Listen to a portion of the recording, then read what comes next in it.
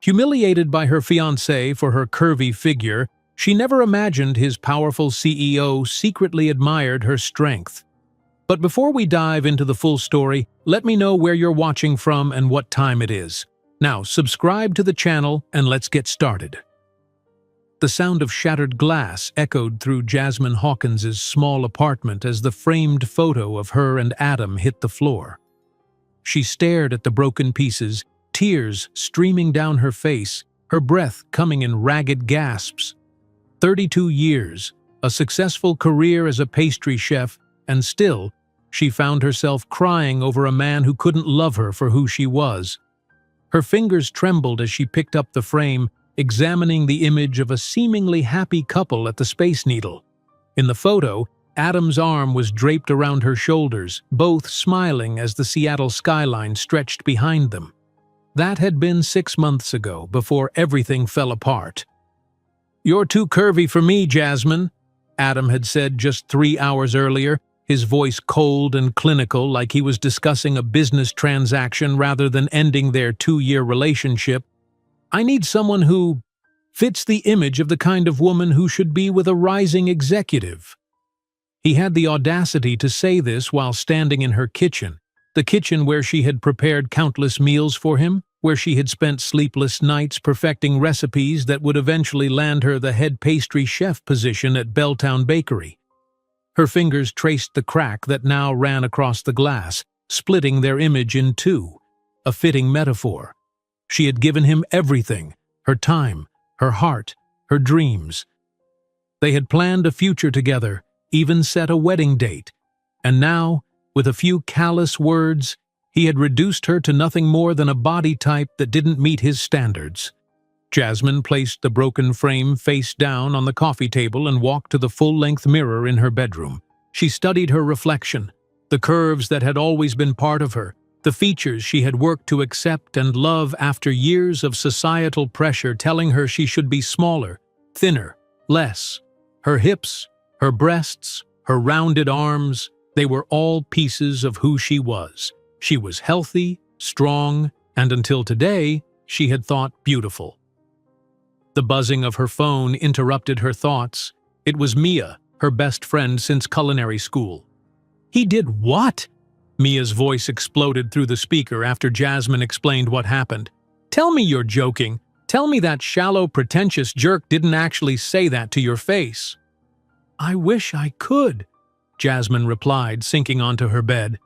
"But those were his exact words. He's been pulling away for weeks, canceling dates, working late. I thought it was just stress from his new position.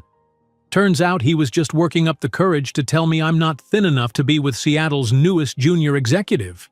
At that tech company? What's it called? Vertex Solutions? Yeah. Ever since he got promoted 3 months ago, he's been different. More concerned with appearances, networking, impressing his boss." Jasmine couldn't keep the bitterness from her voice. "Apparently I don't fit the image he's trying to cultivate." "His boss?" Mia scoffed. "Liam Evans, the billionaire tech mogul who's on like every most eligible bachelor list? Is Adam seriously trying to impress that guy by dumping someone because of their body type? That's a new level of pathetic." Jasmine sighed, wiping away fresh tears. "I don't know what's worse, that he did it or that I never saw it coming. I thought we were happy. I thought he loved me. He didn't deserve you, Jas. Never did. You're talented, kind, beautiful, and yes, curvy, which is not a damn negative. Men would kill to be with a woman like you." But Mia's reassurance couldn't penetrate the wall of hurt surrounding Jasmine's heart. After they hung up, she walked back to the kitchen where everything had unraveled hours earlier. The countertop still held the ingredients for the dinner she had planned to surprise Adam with, his favorite beef bourguignon. Now it all seemed like a cruel joke. Jasmine grabbed the bottle of red wine she had set aside for the meal and poured herself a generous glass. As she took a sip, her eyes fell on the business card pinned to her refrigerator. Charlotte Dupont, the owner of Maison Sucrée, a high-end patisserie in San Francisco, had visited Belltown Bakery last month and had been impressed with Jasmine's creations. "If you ever want a change of scenery," Charlotte had said, handing Jasmine her card. "Call me. We're always looking for talent like yours in San Francisco." At the time, Jasmine had politely thanked her but tucked the card away without serious consideration. Her life was in Seattle, her job, her apartment, Adam. But now, as she stared at the elegant white card with its gold lettering, San Francisco suddenly seemed like a beacon of possibility, a place where she could reinvent herself, away from the memories that now tainted every corner of this city. Jasmine's hand trembled as she reached for her phone. It was impulsive, perhaps even reckless, but in that moment, she needed something to hold on to, a lifeline away from the suffocating pain of rejection. Charlotte answered on the third ring. "Maison Sucrée, Charlotte speaking." "Hi, Charlotte. This is Jasmine Hawkins from Belltown Bakery in Seattle. We met last month when you visited." "Jasmine, of course I remember you. Your salted caramel eclairs were divine. What can I do for you?" Jasmine took a deep breath. "I was wondering if that offer of a job is still open. I'm looking for a change." There was a brief pause and Jasmine's heart sank, thinking she had misinterpreted Charlotte's earlier enthusiasm. But then came the reply that would change the course of her life. "As a matter of fact, my head pastry chef just gave notice last week. The position is yours if you want it." The following weeks passed in a blur of cardboard boxes, goodbyes, and paperwork. Jasmine had given notice at Belltown, listed her apartment for sublet, and packed up her life. Mia had been supportive but concerned about the speed of it all. "Are you sure about this, Jazz? Moving cities because of a breakup? It feels like running away." "Maybe it is," Jasmine had admitted as they shared one last dinner in her half-empty apartment. "But I need this, Mia. I need to be somewhere where I'm not constantly reminded of him, where I don't have to worry about running into him at our favorite coffee shop or restaurant. I need space to heal." And now, as the plane touched down at San Francisco International Airport, Jasmine felt a mixture of terror and exhilaration. She had visited the city before, but never with the intention of staying. The Golden Gate Bridge, Fisherman's Wharf, the colorful Victorian houses, they would all be part of her daily life now. Her new apartment was a small studio in the Mission District, more expensive than her Seattle place despite being half the size, but Charlotte had offered a generous salary that made it manageable, and the location couldn't be better, just 3 blocks from Maison Sucrée. Jasmine spent the first 2 days settling in and exploring her new neighborhood, the local markets, the coffee shops, the parks. She found a small bookstore with a cafe section where she spent hours sipping tea and reading, a boutique vintage clothing store where the friendly owner complimented her style, and a farmer's market with produce that made her fingers itch to start creating new recipes. On Monday morning, she stood outside Maison Sucrée, taking in the elegant facade with its French blue awning and gold-lettered signage. Through the large windows, she could see the display cases filled with exquisite pastries, the marble countertops, and the bustling staff preparing for the day. For a brief moment, doubt crept in. What if she wasn't good enough? What if Charlotte regretted hiring her? What if her Seattle success had been a fluke? But then she remembered Adam's words, the casual cruelty with which he had dismissed her, and steel entered her spine. She was talented, she was hard-working, and she deserved to be valued for both her skills and who she was. Jasmine pushed open the door, the bell chiming cheerfully above her head. Charlotte looked up from where she was arranging a tray of croissants and broke into a wide smile. "Jasmine, welcome to San Francisco. Welcome to Maison Sucrée." She came around the counter and embraced Jasmine warmly. "Come, let me introduce you to everyone." The staff welcomed her with smiles and curiosity. There was Marco, the bread specialist whose forearms were dusted with flour, Elena, the front-of-house manager with her crisp uniform and quick wit, Thomas, the chocolate expert whose hands worked magic with ganache and truffles, and several others whose names and faces blurred together in Jasmine's nervous excitement. The kitchen was a pastry chef's dream, state-of-the-art equipment, premium ingredients, and plenty of space to work. Charlotte showed her around with obvious pride, explaining their workflow, their specialties, their clientele. "We have a standing order with Vertex Solutions' San Francisco office," Charlotte mentioned casually as they passed a stack of delivery boxes. "They order pastry platters for their executive meetings every Wednesday." Jasmine froze. "Vertex Solutions? The tech company?" "Yes, they're one of our biggest corporate clients. Their CEO, Liam Evans, has an office here even though the company headquarters are in Seattle. He has quite the sweet tooth, I hear." Charlotte gave her a curious look. "Is something wrong?" Jasmine quickly shook her head. "No, not at all. I just recognized the name from Seattle." She didn't mention that Adam, the man who had broken her heart, the man she had moved nearly 900 miles to get away from, worked for Vertex. Or that his boss, the billionaire CEO Liam Evans, was indirectly connected to her new workplace. It felt like an eerie coincidence, a reminder that the world was smaller than she thought, but she pushed the thought aside. Seattle was in the past. This was her fresh start. "You'll be in charge of developing new signature items and overseeing the daily production of our classics," Charlotte continued, oblivious to Jasmine's internal turmoil. "I've scheduled your first 2 weeks to overlap with Pierre, our departing pastry chef, for a smooth transition. After that, the kitchen is yours." Jasmine nodded, her professional instincts kicking in despite her momentary discomfort. "I'm excited to get started. I've been researching local suppliers and thinking about seasonal offerings that might work with your existing menu." "That's exactly the initiative I was hoping for." Charlotte beamed. "I think you're going to fit in perfectly here, Jasmine." As Jasmine donned her chef's coat and tied back her hair, she silently vowed that this opportunity wouldn't be wasted. San Francisco would be where she rebuilt herself, not just her career, but her confidence, her joy, her sense of worth. And if her path occasionally crossed with reminders of her past, so be it. She was stronger than the rejection that had driven her here. She thought of Adam's words again. Too curvy, not the right image. She looked down at her hands, capable hands that could transform simple ingredients into works of art, and smiled to herself. Her curves hadn't changed, but her perspective had. This was her story now, and she was writing it on her own terms.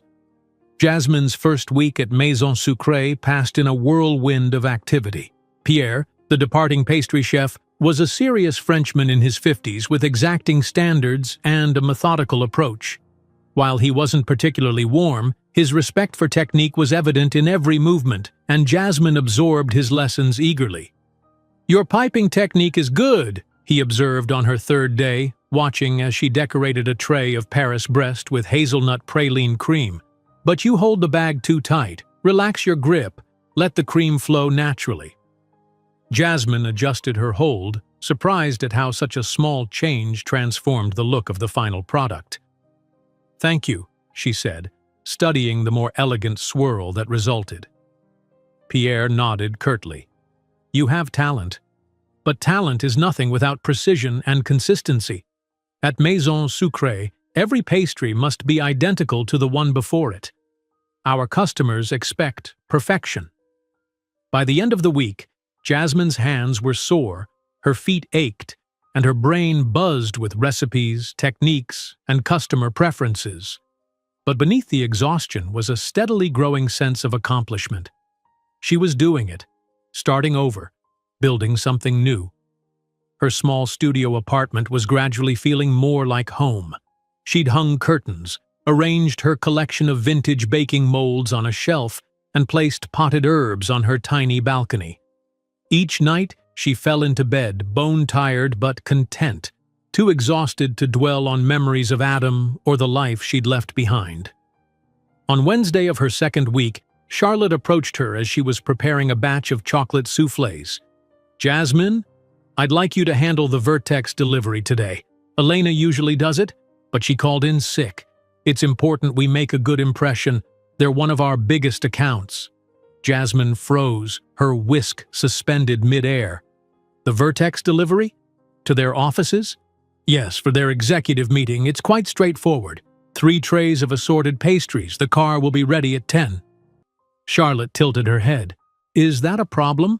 Yes, it's a problem, Jasmine wanted to say. Adam works for Vertex. What if he's there? What if he sees me? But she knew how unprofessional that would sound. Besides, Vertex was a huge company, and these were the San Francisco offices. The chances of encountering Adam were slim to none. No problem at all, she replied, forcing a smile. I'll make sure everything is perfect. At precisely 10 o'clock, Jasmine loaded the carefully arranged pastry trays into the delivery van, a sleek vehicle emblazoned with the Maison Sucrée logo. Marco, who was heading out for a flower delivery, offered to drive her. First corporate delivery? He asked as they navigated through San Francisco's busy streets. Don't worry, just smile, set up the trays, and get out. The executives barely notice us. We're just the food people. The Vertex offices occupied the top 5 floors of a gleaming high-rise in the financial district. The lobby was all marble and glass, with a wall of cascading water behind the reception desk. Jasmine's heart raced as they checked in and received visitor badges. Delivery for the executive meeting, Marco explained to the receptionist who directed them to the elevator. 42nd floor. Nina will meet you when you arrive. As they ascended, Jasmine tried to calm her nerves. This was just another job, just another delivery. The odds of seeing anyone from Seattle were astronomical. She was being ridiculous. The elevator doors opened to reveal another reception area, this one more intimate but no less impressive. A woman in a tailored suit approached them with a professional smile. Maison Sucrée, perfect timing. Follow me to the conference room. The meeting starts in 20 minutes, but Mr. Evans likes the refreshments set up early. Jasmine and Marco followed Nina down a corridor lined with abstract art and into a spacious conference room with floor-to-ceiling windows offering a breathtaking view of the bay. A long mahogany table dominated the space, surrounded by leather chairs. You can set up on the credenza, Nina instructed, pointing to a sideboard along one wall. Coffee and water service will arrive separately. Jasmine focused on arranging the pastries with artistic precision, creating a display that was as visually appealing as it would be delicious. She was so absorbed in her task that she didn't notice when someone else entered the room until a deep voice spoke behind her. Those look almost too beautiful to eat. She turned to find herself face to face with a tall man in his late 30s, impeccably dressed in a charcoal suit that looked more expensive than her entire wardrobe. His dark hair was cut short but stylishly, and his eyes, a striking blue-gray, were regarding her with genuine interest. But only almost, he added with a smile that transformed his serious features. It took Jasmine a moment to place him, and when she did, her stomach dropped. Liam Evans, Adam's boss, the billionaire CEO whose approval Adam had been so desperate for that he'd ended their relationship over Jasmine's body type. "Thank you," she managed, grateful that her voice sounded normal despite her inner turmoil. "They taste even better than they look." "I don't doubt it. Maison Sucrée has been keeping my executive team happy for months." He approached the display, studying the array of pastries. "What would you recommend for someone who appreciates the classics but isn't afraid of a little innovation?" Jasmine hesitated only briefly before pointing to a row of small, domed pastries. "These are lavender honey tartlets with a white chocolate ganache infusion. Traditional French technique, but with flavors that are a bit unexpected." Liam selected one and took a bite. His eyes widened slightly, and he nodded in appreciation. "That's remarkable. The honey provides sweetness without overwhelming the subtle lavender notes, and the white chocolate adds richness without being cloying." Jasmine couldn't help smiling at his accurate assessment. "You have a sophisticated palate, Mr. Evans." "Liam, please." He finished the tartlet and wiped his fingers on a napkin. "And you are?" "Jasmine Hawkins. I'm the new head pastry chef at Maison Sucrée." "New? What happened to the stern Frenchman who never smiled?" Pierre is returning to Lyon. I'm his replacement." Liam studied her with interest. Well, if these pastries are any indication, Charlotte made an excellent choice. He glanced at the pastry display again. "These are your creations?" "Some of them. The lavender tartlets are mine and the blackberry mascarpone eclairs. The others are maison sucrée standards that I've been trained to reproduce." Marco, who had been quietly arranging napkins and plates nearby, caught Jasmine's eye and tapped his watch. They needed to get back for the lunchtime rush. "It was nice meeting you, Mr. Liam," Jasmine said, gathering their transport containers. "I hope you enjoy the selection." "I'm sure we will. Thank you for the recommendation, Jasmine." As they left, Jasmine felt Liam's eyes following her, but she resisted the urge to look back. The encounter had been brief, professional, and completely unremarkable, except for the fact that this man was Adam's boss, the very person Adam had been trying to impress when he'd decided Jasmine wasn't the right type to be seen with. There was an irony there that wasn't lost on her, but she pushed the thought aside. San Francisco was supposed to be her fresh start, away from reminders of Adam and their failed relationship. The last thing she needed was to dwell on connections to her past. Back at Maison Sucrée, the day's pace picked up, and Jasmine threw herself into the lunchtime crowd, grateful for the distraction. It wasn't until late afternoon, as she was preparing components for the next day's desserts, that Charlotte approached her with a curious expression. "I just received a very interesting phone call," she said, leaning against the workstation. "From Liam Evans himself." Jasmine's hands stilled over the chocolate she was tempering. "Oh? Yes. He specifically mentioned your lavender honey tartlets and asked if we could add a standing order of them to their weekly delivery." Charlotte's eyes twinkled. "He also asked about you, where you trained, your background." Heat crept up Jasmine's neck. "What did you tell him?" "The truth. That you came highly recommended from Seattle. That you have exceptional skill and creativity, and that I consider myself fortunate to have found you." Charlotte crossed her arms, studying Jasmine with increased interest. "What I didn't mention is that you've never made lavender honey tartlets before today. That recipe isn't in our repertoire." Jasmine bit her lip. "I hope you don't mind. I wanted to try something new, and we had that lavender from the farmer's market." "Mind? Jasmine, I'm impressed. First week on the job, and you've already won over our most prestigious client with an original creation." Charlotte patted her shoulder. "This is exactly why I hired you. Pierre is a brilliant technician, but he hasn't created a new recipe in years." Pride bloomed in Jasmine's chest, a warm feeling that partially displaced the constant ache she'd been carrying since Adam's rejection. It was a small victory, but it felt significant, a reminder that her value extended far beyond her physical appearance. Over the next 2 weeks, Jasmine settled into a rhythm at Maison Sucrée. She gradually introduced more of her own creations to the menu: a cardamom pear galette that sold out by noon on its first day, a citrus olive oil cake that Charlotte declared revolutionary, a series of hand-painted chocolate bonbons filled with unexpected flavor combinations like rosemary caramel and Earl Grey ganache. Each success built her confidence, not just professionally, but personally. In Seattle, she had defined herself largely through Adam's eyes, seeking his approval, adjusting her dreams to fit his. Here, she was rediscovering who she was without his influence, and she liked the person she was becoming. More assertive, more creative, more willing to trust her own instincts. The Wednesday Vertex deliveries became part of her regular routine. Sometimes Marco or another staff member would accompany her, but increasingly, she went alone, setting up the pastry display in the gleaming conference room before the executives arrived. Occasionally, she would see Liam, who always greeted her by name and often had a thoughtful comment about one of her creations. Their interactions were brief but friendly, and Jasmine found herself looking forward to his insights. Then came the morning when Charlotte approached her with an unexpected request.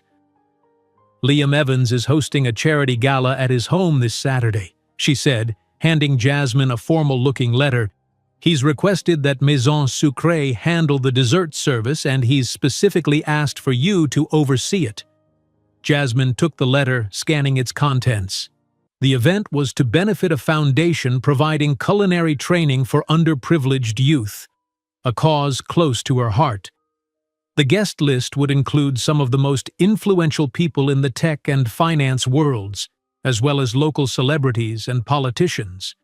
"This is a huge opportunity," she said, her mind already racing with menu possibilities. "But why me? I've only been here a month." Charlotte smiled. "Apparently your pastries have made quite an impression on Mr. Evans. He mentioned something about your ability to balance tradition with innovation." "I don't know what to say." "Say yes. This kind of exposure could put Maison Sucrée and you on the map in a major way. Plus," Charlotte added with a wink, "the fee he's offering is extremely generous."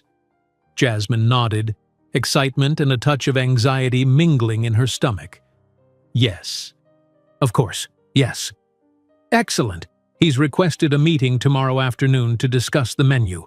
I've cleared your schedule." As Charlotte walked away, Jasmine stared at the letter, her thoughts in turmoil. This was a professional opportunity beyond anything she could have imagined a month ago. Yet she couldn't shake a nagging worry that her Seattle past and San Francisco present were drawing closer together in ways she hadn't anticipated. What if Adam somehow found out she was working with his boss? What if Liam realized who she was? But as quickly as the doubts came, she pushed them aside. She wouldn't let fear of her past overshadow her future. Adam had rejected her, yes. But life had opened a new door, and she was walking through it with her head held high, her curves unapologetically her own.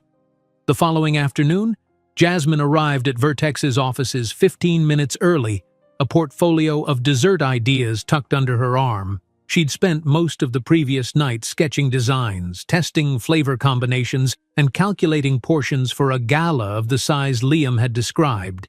Instead of the usual conference room, Nina led her to a smaller meeting space with a more intimate feel. Comfortable chairs arranged around a round table, soft lighting, and a less imposing atmosphere. "Mr. Evans will be with you shortly," Nina said, setting down a carafe of water and 2 glasses. "Can I get you anything else while you wait?" "No, thank you. This is perfect." Left alone, Jasmine arranged her portfolio and notes, taking a few deep breaths to calm her nerves. This was just a business meeting, she reminded herself. A professional consultation about desserts for a charity event.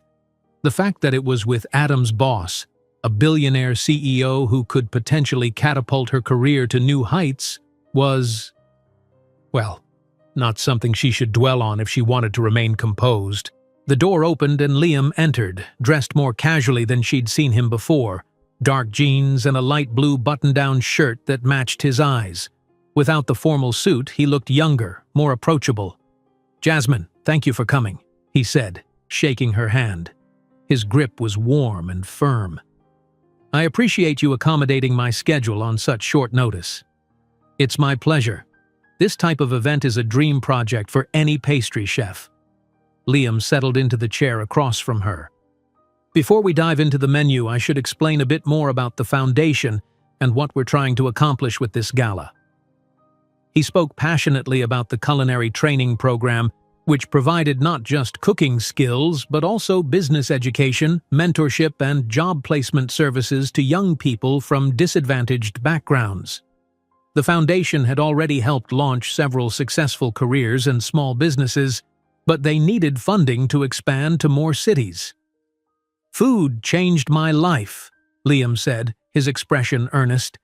"I grew up in a small town in Oregon, raised by a single mother who worked 2 jobs. We didn't have much, but she always made sure I had good food on the table. She taught me that preparing a meal for someone is an act of love." He smiled, a hint of nostalgia softening his features. "When she got sick, cancer, I was 17. I took over the cooking, taught myself from her dog-eared cookbooks. It became my way of caring for her, and later, my escape from grief when she passed. Jasmine hadn't expected such personal disclosure from the powerful CEO. "I'm so sorry about your mother." "Thank you." Liam's gaze was direct but gentle. "Those years taught me how healing and transformative food can be. That's why this foundation matters to me. These kids deserve the chance to discover their talents, to create beauty through food, to build stable lives doing something they love." Jasmine nodded, understanding dawning. "It's not just a tax write-off or PR opportunity for you. You actually care about this cause." "Very much so." His smile turned slightly self-deprecating. "Does that surprise you? That the tech billionaire might have genuine human feelings?" "No, but yes. A little," she admitted. "In my experience, people with wealth and power often view the rest of us as merely decorative or useful." The words slipped out before she could censor them, and she immediately regretted the bitterness that tinged her voice. Liam's gaze sharpened with interest. "That's been your experience?" Jasmine busied herself with opening her portfolio. "Let's discuss the menu, shall we? I've prepared some concepts based on the information Charlotte provided." If Liam was aware of her deflection, he didn't press the issue. For the next hour, they discussed dessert options, guest preferences, logistical considerations, and presentation ideas. Jasmine was impressed by his knowledge and thoughtful questions. He wasn't just nodding along, he was genuinely engaged in the creative process. They settled on a dessert station featuring an array of miniature creations: her signature lavender honey tartlets, chocolate bourbon caramel verines, Meyer lemon thyme pavlovas, and blackberry rose macarons, plus a show-stopping centerpiece, a croquembouche tower with spun sugar and edible flowers representing the foundation's logo. "This is perfect," Liam said, reviewing her sketches one final time. "Sophisticated without being pretentious, innovative while respecting tradition, exactly what I was hoping for." "Thank you. I'm excited to bring it to life." As she gathered her materials, Liam hesitated, then asked, "Would you be willing to share something with the guests? About your culinary journey, what inspires your creations? It would align perfectly with the Foundation's mission." Jasmine stilled. "You mean, speak at the gala?" "Just briefly. Your passion for pastry is evident in everything you create. I think the guests would be moved by your story, and it would reinforce why we're raising funds for culinary education." The thought of public speaking to a room full of wealthy, influential people made Jasmine's stomach tighten. "I don't know if I'm the right person for that. I don't have an inspiring rags-to-riches story. Few people do, despite what Hollywood would have us believe." Liam's expression was encouraging.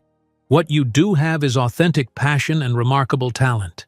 That's what these young people need to see. Someone who turned their love for food into a fulfilling career." Put that way, it was hard to refuse. "I'll think about it," she promised. "That's all I ask."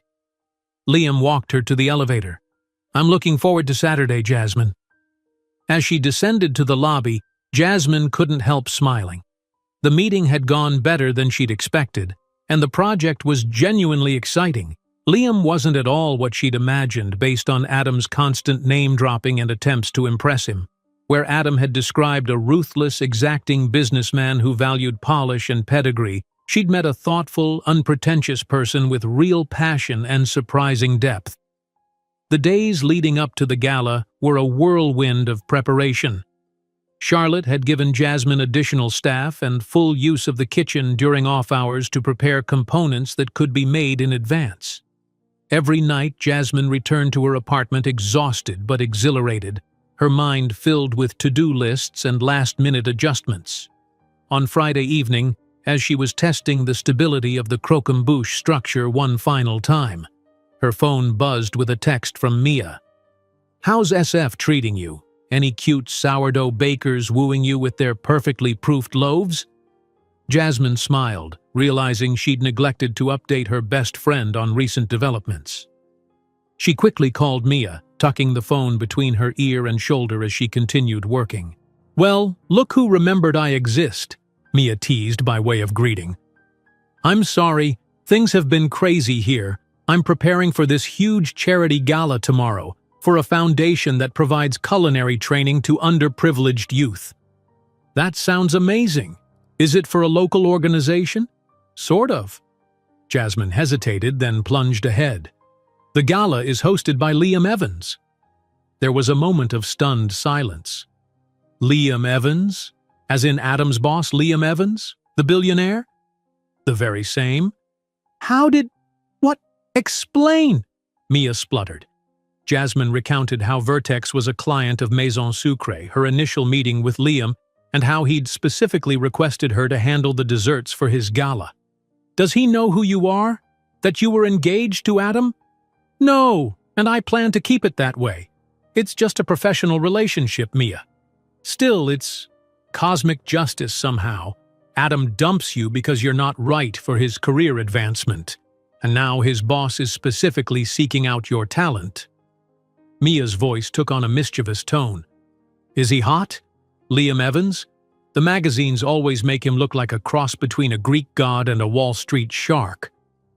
Jasmine thought of Liam's blue-gray eyes, the way they crinkled when he smiled, the quiet intensity that seemed to focus entirely on whoever he was speaking with.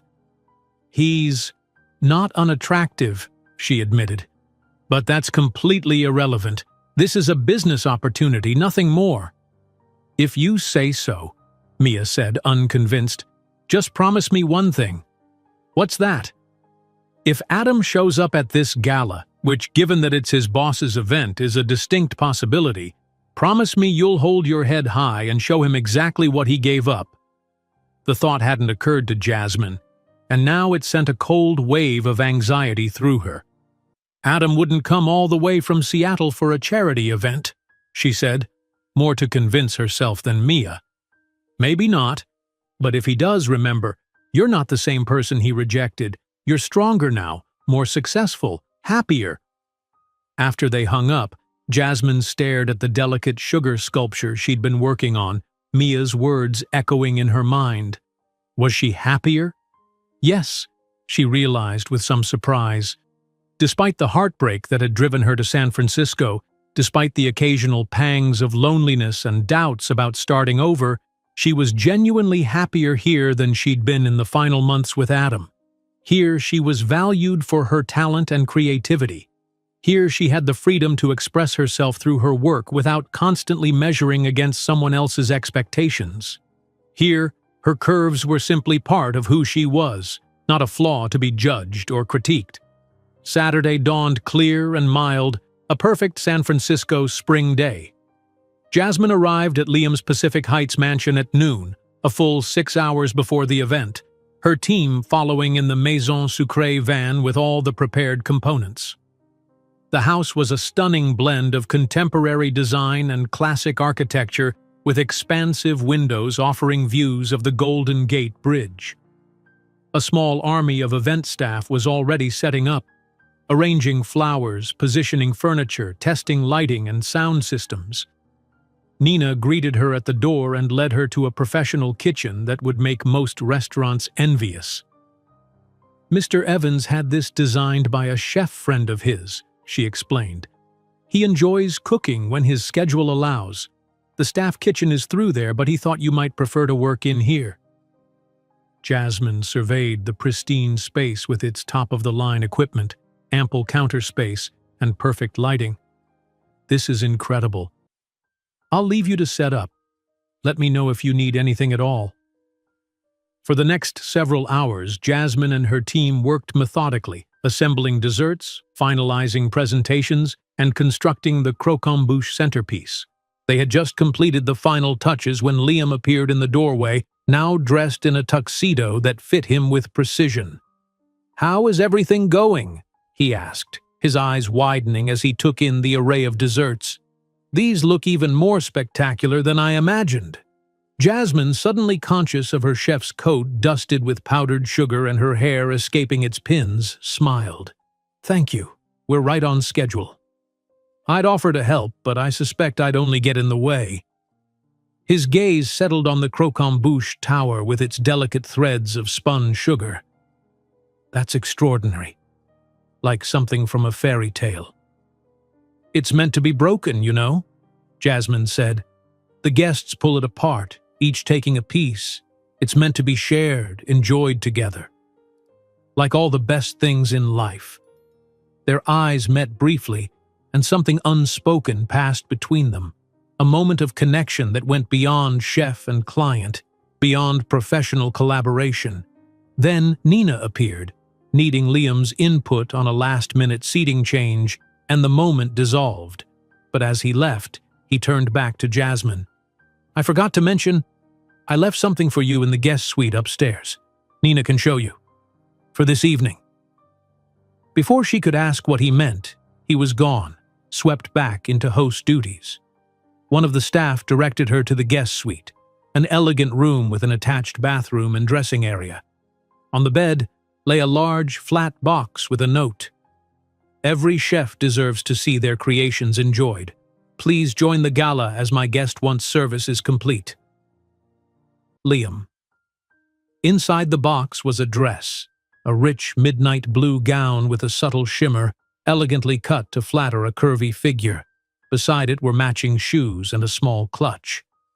Jasmine stared at the gift, conflicting emotions washing over her.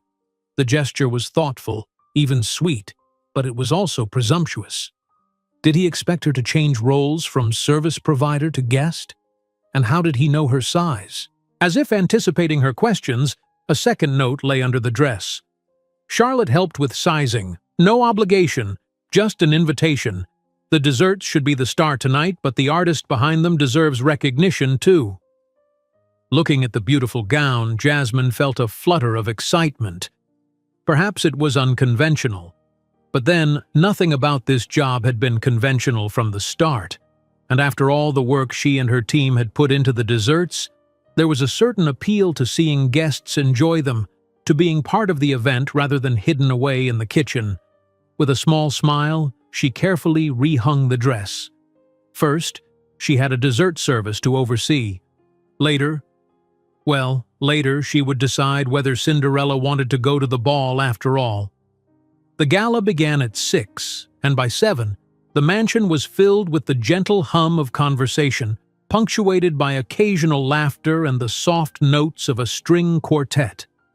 Jasmine and her team worked with practiced efficiency, putting final touches on the dessert displays while the guests enjoyed cocktails and hors d'oeuvres in another part of the house.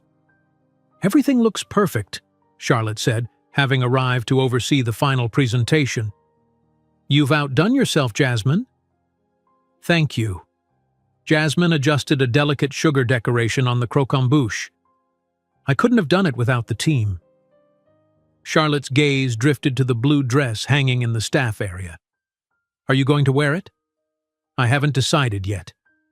Jasmine smoothed her chef's coat. It feels strange to switch roles in the middle of an event. I think it's a lovely gesture on Liam's part.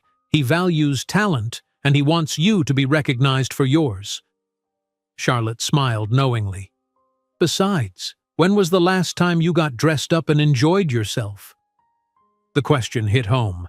Since the breakup with Adam, Jasmine had thrown herself into work, focusing on rebuilding her career to the exclusion of almost everything else.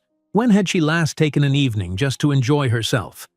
Think about it, Charlotte urged. The team and I can handle the service. You deserve to celebrate this success. At 8:30, dinner concluded, and the guests began to make their way to the dessert room. Jasmine watched from a discreet corner as they entered, their expressions transforming from polite interest to genuine delight as they took in the display. The croquembouche tower drew gasps and immediately became the focal point for photographs. Liam entered last, stopping to speak with guests and graciously accepting compliments on the desserts, always redirecting praise to our extraordinary pastry chef. His eyes scanned the room until they found Jasmine, and he offered a warm smile and a subtle nod of approval. For the next hour, Jasmine observed as San Francisco's elite savored her creations. She heard snippets of praise. Exquisite, innovative, best dessert I've ever had, and felt a quiet pride bloom in her chest. This was why she had become a pastry chef, to create momentary joy through food, to transform simple ingredients into experiences that lingered in memory. Charlotte approached, wiping her hands on a towel. "That's the last of the service. Everything was a huge success. We've had 3 people ask if we can recreate these desserts for their own events." "That's wonderful." "Indeed. Now," Charlotte handed her a card with contact information. "These are being passed to the team. You should go change." Jasmine hesitated, then nodded. "All right, I'll be quick." In the guest suite, she showered away the heat and stress of the kitchen, then slipped into the midnight blue gown. It fit perfectly, the fabric flowing over her curves with elegant draping that accentuated her hourglass figure without clinging uncomfortably. The neckline was modest but flattering, and the length hit just right. Whoever had helped Liam select this dress understood both fashion and the female form. She arranged her dark hair in a simple updo, applied light makeup, and stepped into the provided shoes, which were, thankfully, a manageable height. Looking in the mirror, she barely recognized herself. Gone was the flour-dusted chef, replaced by a woman who looked confident, sophisticated, and undeniably beautiful. As she descended the stairs, the string quartet began a new piece, something lively and bright that matched her quickening pulse. Several heads turned as she entered the main reception area, but she kept her eyes forward, trying to project more confidence than she felt. Liam was speaking with an older couple near the terrace doors, but he looked up as she approached, his conversation trailing off mid-sentence. For a moment he simply stared, and Jasmine felt a flush creep up her neck. "Excuse me," he said to the couple, then moved toward her. "Jasmine, you look magnificent." "Thank you for the dress. It's beautiful." "The dress is just fabric. You're what makes it magnificent." His eyes held genuine appreciation, not the assessing look she'd grown accustomed to from Adam. "I'm glad you decided to join us. The desserts were an absolute triumph. Everyone is raving about them." "I'm happy they were well received." "More than well received. I've never seen powerful tech executives fight over the last macaron before." He smiled, a warm, genuine expression that transformed his features. "Would you like a tour of the house? Unless you'd prefer to mingle with the guests?" The thought of making small talk with strangers was less appealing than spending time with Liam. "A tour would be lovely." He offered his arm and she took it, feeling the solid warmth of him through the fine fabric of his tuxedo. As they moved through the rooms, Liam pointed out architectural details and artwork, speaking with knowledge but without pretension. The house was impressive without being ostentatious, clearly designed for comfort as well as beauty. "This is my favorite room," he said, leading her into a library with floor-to-ceiling bookshelves, comfortable leather chairs, and a fireplace. "When I bought this place, it was all chrome and glass. Very sleek, very minimal, very cold. This is the first room I renovated." Jasmine ran her hand along the spines of the books. "These aren't just for show, are they? They've been read." "Many times. Books were my escape as a child. When things were difficult at home, I could disappear into other worlds." He selected a well-worn volume from the shelf. "This was my mother's favorite. She read it to me when I was young, and I read it to her when she was sick." Jasmine took the book, a collection of poetry, and opened it to find a handwritten inscription.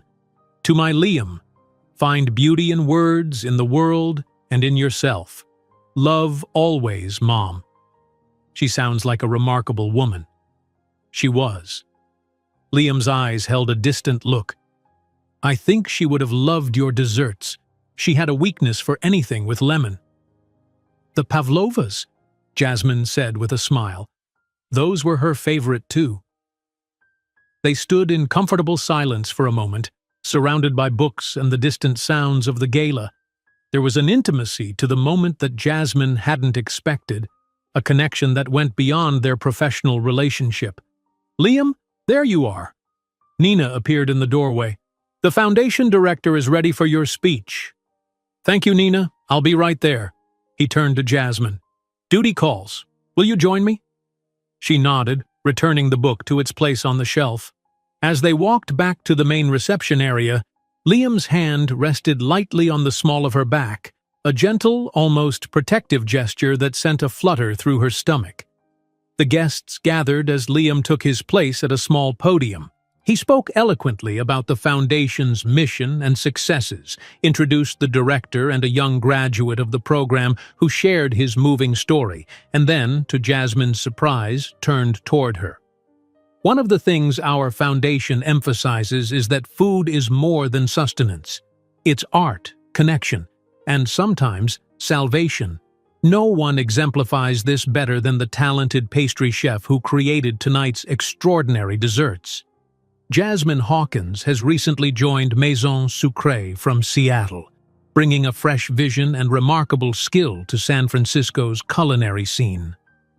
All eyes turned to her, and Jasmine felt her cheeks warm. Liam continued, "The delicate balance of flavors in her creations, the artistic presentation, the respect for tradition paired with innovative thinking. These are exactly the qualities we hope to nurture in the young people our foundation supports. Jasmine, would you share a few words about your culinary journey?" For a terrifying moment, Jasmine considered politely declining. But looking at the expectant faces, including the young program graduate who had just spoken so bravely about his difficult path, she found herself moving forward. "Thank you, Liam." She took a deep breath, gathering her thoughts. "I fell in love with baking when I was 8 years old. My grandmother let me help make her famous apple pie, and there was something magical about transforming simple ingredients, flour, butter, sugar, fruit, into something that brought such joy to our family." The words began to flow more easily as she spoke about her culinary education, the mentors who had shaped her, and the philosophy that guided her work. "For me, dessert is never an afterthought. It's the final impression of a meal, the lingering note that stays with you. I believe that every dessert should tell a story, evoke a memory, or create a moment of unexpected delight." She glanced at Liam, who was watching her with open admiration. Programs like this foundation are vital because they recognize that culinary arts are not just about feeding people. They're about creating experiences, preserving traditions, and sometimes, as in my case, finding your true path in life. I'm honored to have been part of tonight's event, and I'm inspired by the work you're all supporting. The applause was warm and genuine, and Jasmine felt a surreal mix of embarrassment and pride as she stepped back from the podium. Liam squeezed her hand briefly as he returned to conclude the formal portion of the evening, inviting guests to continue enjoying the music, drinks, and, of course, more desserts. As the crowd dispersed, several people approached Jasmine, complimenting her desserts and asking questions about her techniques. It was strange to be on this side of the experience, not the behind-the-scenes creator, but the recognized talent receiving direct appreciation. "Jasmine?" A familiar voice cut through her conversation with an elderly patron of the arts. She turned, and the world seemed to tilt beneath her feet. Adam stood there, looking exactly as she remembered, handsome in his tailored suit, his dark hair perfectly styled, his expression a mixture of surprise and something unreadable. "I thought it was you," he said, moving closer. When Liam mentioned a pastry chef from Seattle, "What are you doing here?" Jasmine struggled to keep her voice steady. "I work at Maison Sucrée now. I provided the desserts for tonight's event." Adam's eyes traveled over her, taking in the elegant dress, her upswept hair, the confidence she now wore like a second skin. "You look different." Before she could respond, Liam appeared at her side. "Jasmine, the Wilsons were asking about the flavor profile of those chocolate verines. I told them you'd be the best person to—" He stopped, noticing Adam. "Mr. Reynolds, I didn't realize you were attending tonight. I flew in this morning for Monday's strategy meeting," Adam explained, his demeanor shifting subtly, shoulders straightening, voice taking on a more formal tone. "I didn't want to miss your annual gala. The company made a substantial donation to the foundation." "Yes, I saw that, thank you." Liam's gaze moved between Adam and Jasmine. "Do you two know each other?" The moment stretched, taut with unspoken history. Jasmine saw the recognition dawn in Adam's eyes, the realization that she had somehow formed a connection with his billionaire boss, the very man he'd rejected her to impress. "We're acquainted," Adam said carefully. "From Seattle." "I see." Liam placed his hand lightly on Jasmine's back again, a gesture that didn't go unnoticed by Adam. "Well, I'm afraid I need to borrow Jasmine. The Wilsons are quite insistent about learning her secrets." As Liam guided her away, Jasmine felt Adam's eyes following them. The encounter had lasted less than a minute, but it had sent her emotions into turmoil. Seeing Adam here, in what she had thought was her fresh start, brought back the humiliation of his rejection with stinging clarity. "Are you all right?" Liam asked quietly when they were out of earshot. "You look pale." "I'm fine. Just surprised to see someone from Seattle." Liam studied her face. "There's more to it than that, I think. But you don't have to tell me if you don't want to." His perceptiveness was both comforting and unsettling. "It's a long story," she said, "and not a very happy one. Most real stories aren't entirely happy." His eyes held understanding. "Whenever you want to share it, I'm a good listener." The rest of the evening passed in a blur. Jasmine managed to avoid further direct contact with Adam, though she was acutely aware of his presence across the room, occasionally catching him watching her as she conversed with guests or stood with Liam. By midnight, the crowd had thinned, and Jasmine found herself on the terrace, gazing out at the twinkling lights of the city. The cool night air was a relief after the warmth of the crowded rooms. "Penny for your thoughts?" Liam joined her, offering a glass of champagne. She accepted the glass with a small smile. "I'm not sure they're worth that much." "I doubt that very much." He leaned against the balustrade beside her. "Tonight was a success by every measure. The foundation raised more than we hoped, your desserts were the talk of the evening, and your speech moved many people." "I'm glad." She took a sip of champagne, the bubbles sharp on her tongue. "Thank you for including me, not just as the pastry chef, but as a guest. It meant a lot." "You deserve to be seen, Jasmine. Not just your creations, but you, the artist behind them." His voice was soft, sincere. "I've never met anyone quite like you. Your passion for your craft, your creativity, your genuine nature.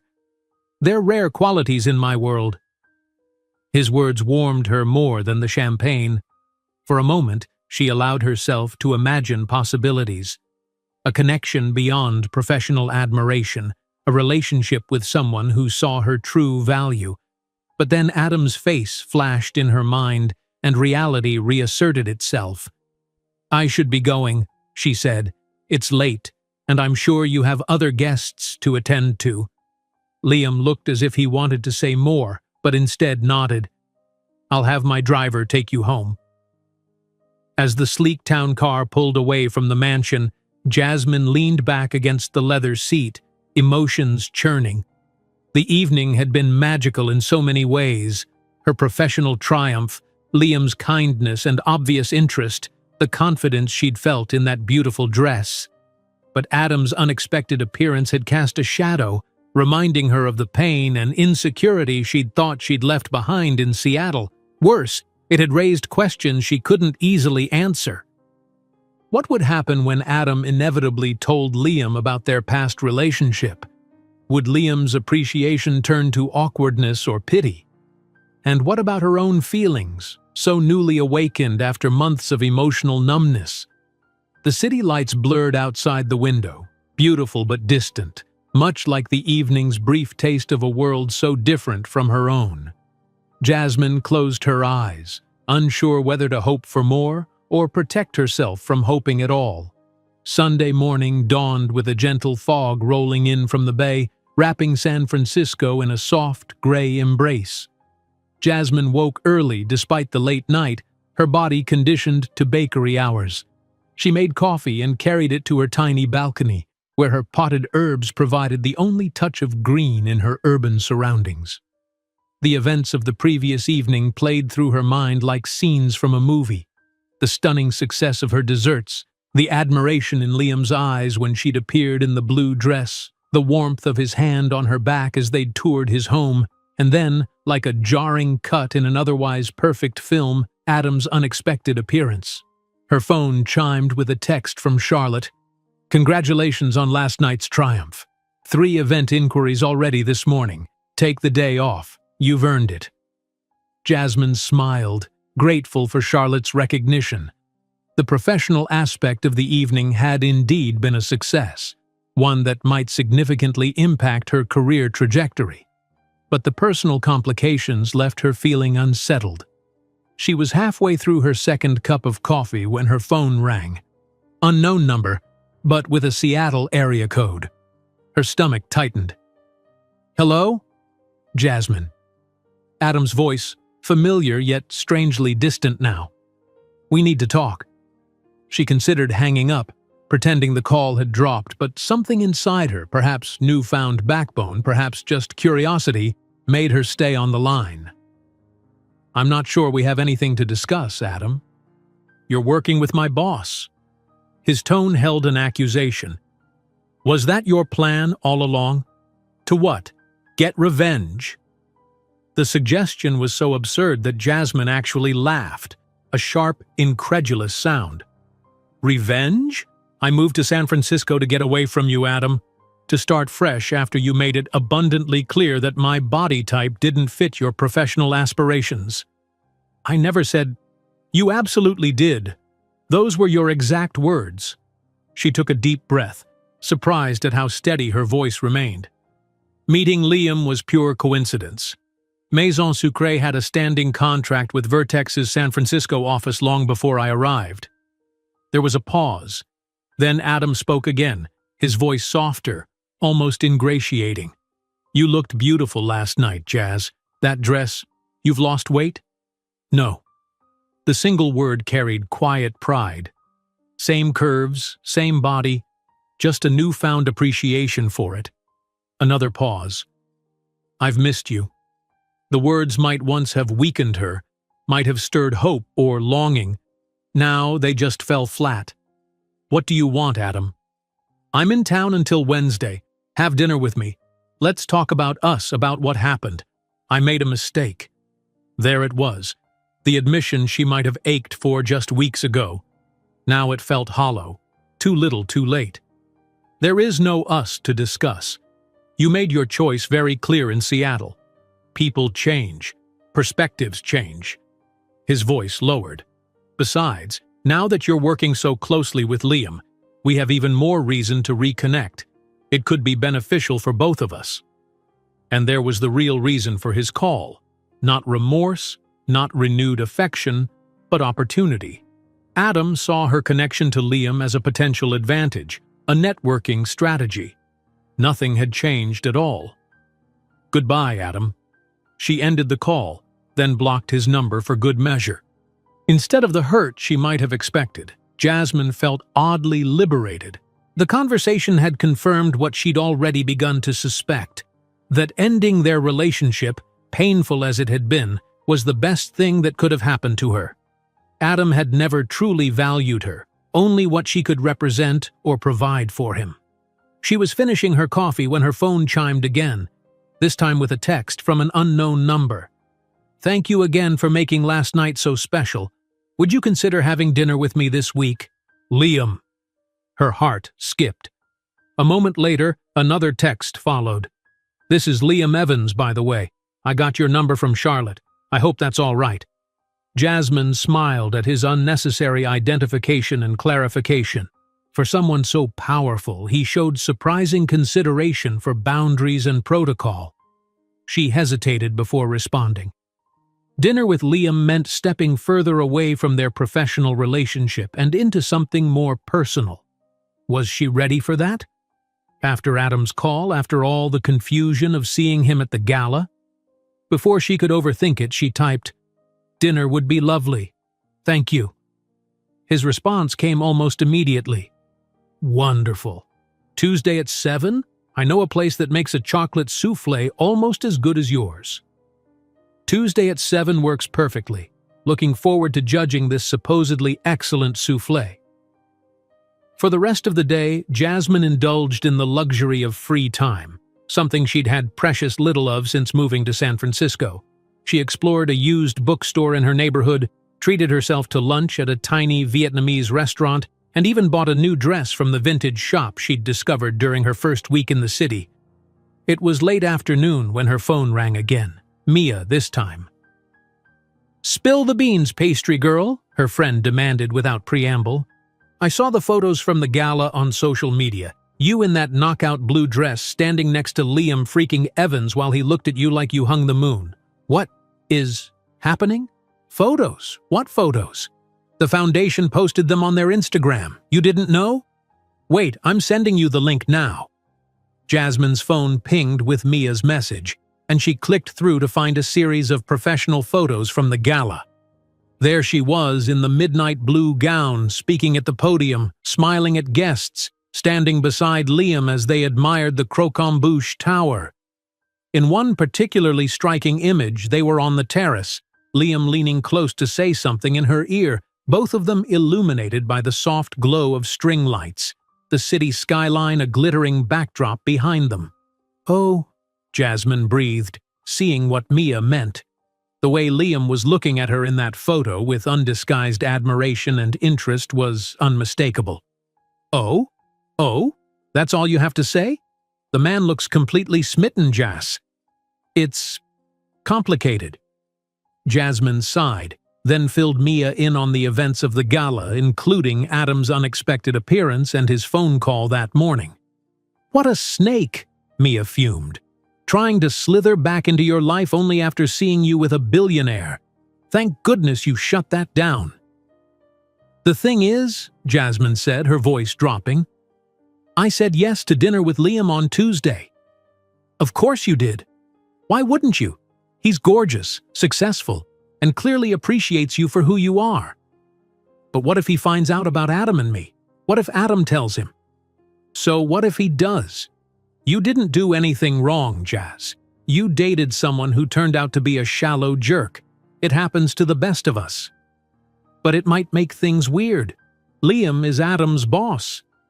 All the more reason for Liam to understand what a bullet you dodged. From what you've told me, Liam seems like a genuine person who values substance over appearance, unlike some people we could name." Jasmine considered this. "You're right. I'm overthinking it. As usual.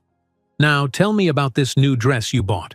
The conversation shifted to lighter topics, and by the time they hung up, Jasmine felt more settled. Mia had always had a talent for putting things in perspective, for cutting through Jasmine's tendency to ruminate and worry. Monday at Maison Sucrée was a flurry of excitement.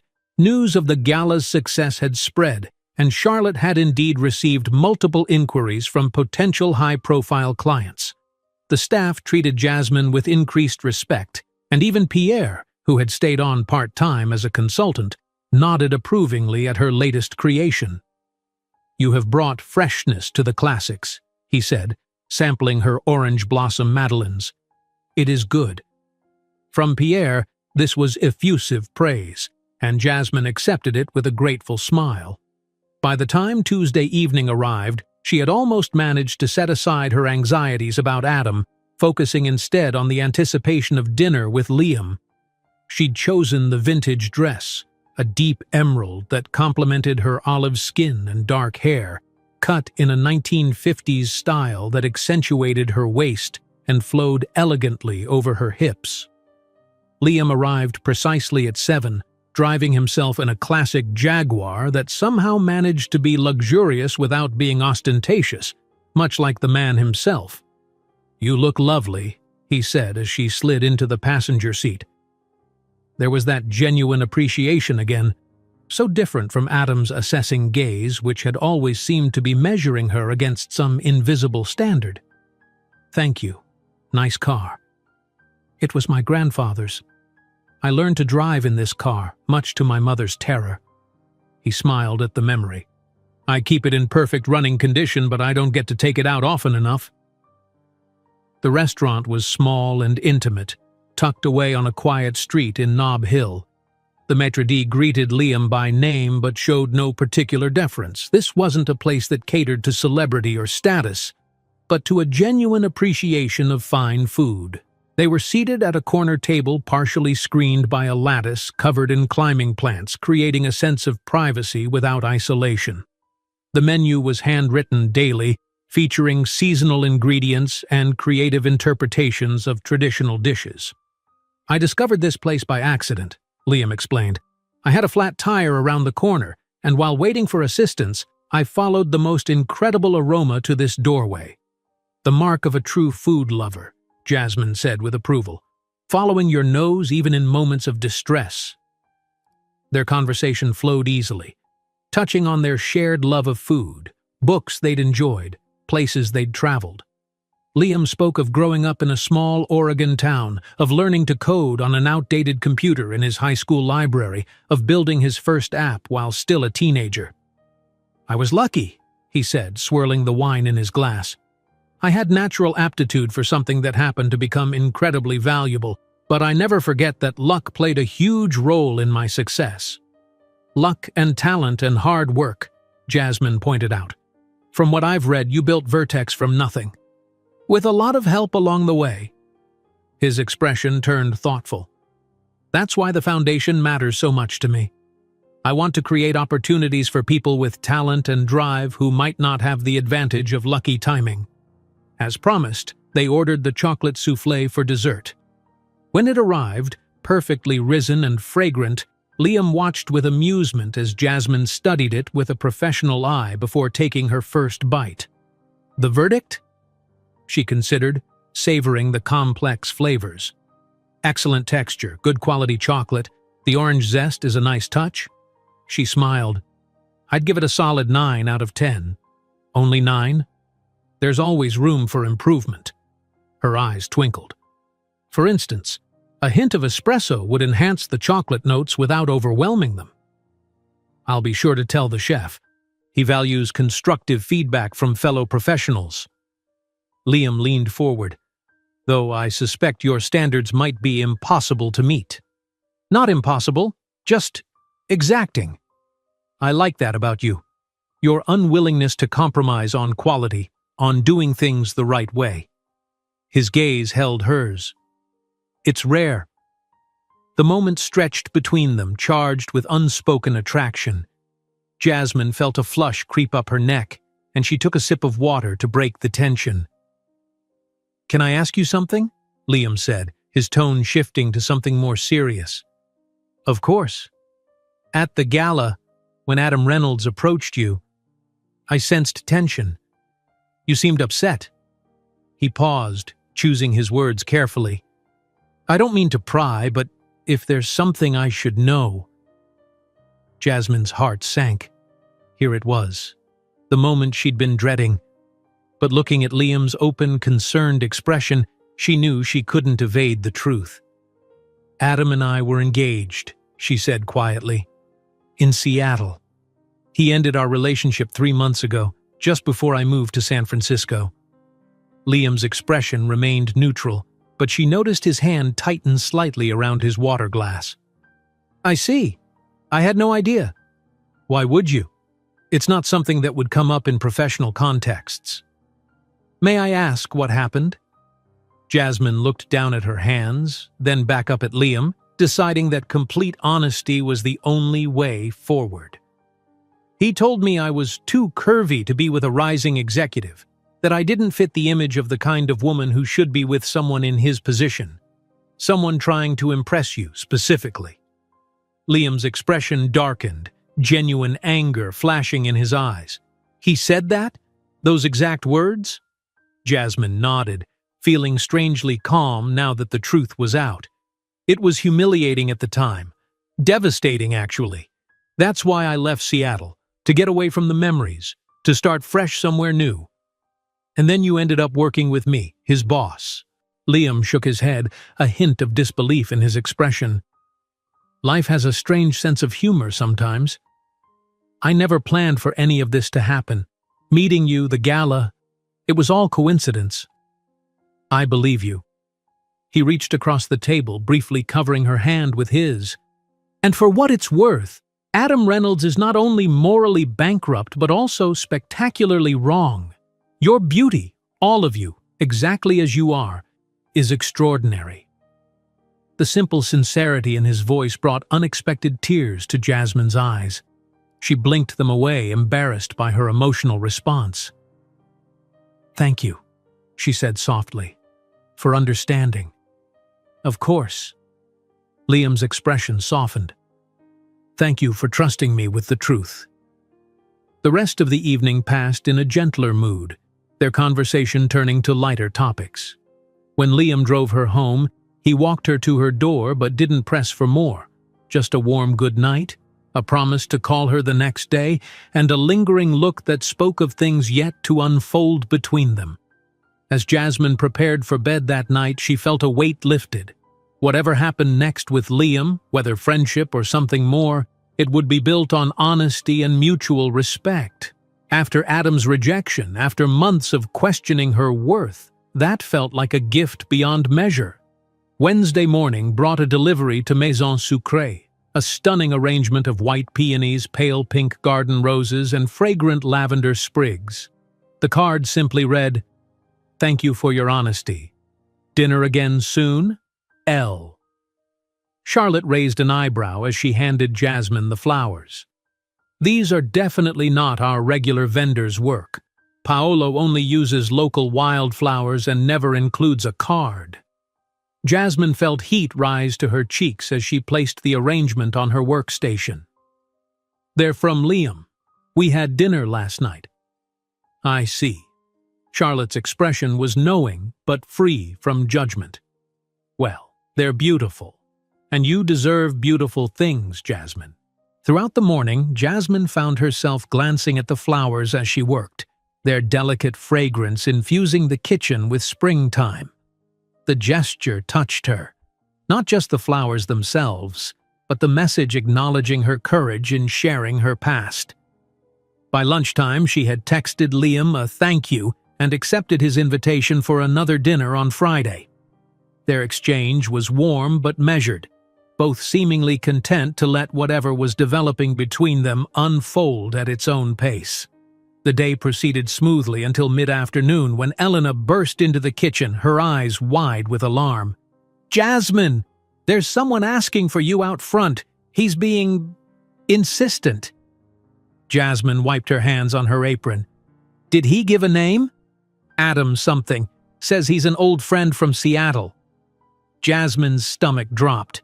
Despite blocking his number, Adam had found her at work. Of course he had. He'd seen her at the gala, heard Liam introduce her as Maison Sucré's pastry chef. Finding the bakery would have taken minimal effort. "I can tell him you're not available," Elena offered, noting Jasmine's distress. For a brief moment, Jasmine considered taking the escape route, but hiding wouldn't solve anything. If Adam was determined enough to show up at her workplace, he'd find other ways to confront her. "It's all right. I'll speak with him." She removed her chef's coat, smoothed her hair, and headed to the front of the shop. Adam stood near the display case, examining the pastries with an air of casual interest that didn't match the tight set of his jaw. He looked up as she approached, his practiced smile not quite reaching his eyes. "Jasmine, you're ignoring my calls." "I blocked your number," she corrected, keeping her voice low to avoid disturbing the customers. "That's not ignoring. That's a clear message that I don't want to speak with you." His smile faltered. "Can we talk somewhere private?" "No. I'm working. If you have something to say it here or leave." Adam glanced around, uncomfortable with the public setting but unwilling to retreat. "I made a mistake in Seattle. I see that now." He lowered his voice. "You've clearly blossomed here. The work you're doing, the connections you're making, I was wrong about you, about us." The words were right, but the tone was wrong, calculated rather than heartfelt. Jasmine saw it clearly now, this pattern of manipulation she'd once mistaken for charm. "What exactly were you wrong about, Adam? About my worth as a person? About whether my body type was acceptable enough to be seen with you? He winced, glancing around again to ensure no one had overheard. That's not fair. I was under a lot of pressure at work trying to make a good impression. I didn't handle things well. No, you didn't. She crossed her arms. Is that all? Because I need to get back to work. Adam stepped closer, lowering his voice further. I saw you with Liam at the gala, and again yesterday at Noir. You've obviously made an impression on him. Jasmine stiffened. He'd been watching them during their date? The thought was unsettling. My relationship with Liam is none of your business. It could be beneficial for both of us, Jazz. Adam's voice took on an earnest quality that once might have convinced her. Liam values my work at Vertex, but having a personal connection would elevate my position. And I could help you too. Make introductions. Open doors. The audacity was breathtaking. Adam truly believed he was offering her something valuable. Access to his influence. A partnership of convenience where she would be arm candy with benefits. Let me be very clear, Jasmine said, her voice steady despite the anger simmering beneath. I am not interested in getting back together, not for any reason, not to help your career, not to open doors, not for anything. You're being emotional, I'm being honest, and now I'm going back to work. She turned to leave but paused, unable to resist one parting shot. By the way, Liam knows everything. About us, about why you ended things. Turns out he has very different ideas about what makes a woman beautiful. She didn't wait to see his reaction, simply walked back to the kitchen with her head high, heart pounding but spirit unbroken. Behind her she heard Elena politely but firmly asking Adam to leave if he wasn't planning to make a purchase. Once safely in the kitchen, Jasmine took several deep breaths, centering herself amidst the familiar scents of vanilla and warm butter. Charlotte approached, concern in her eyes. Everything all right? My ex-fiancé, Jasmine explained.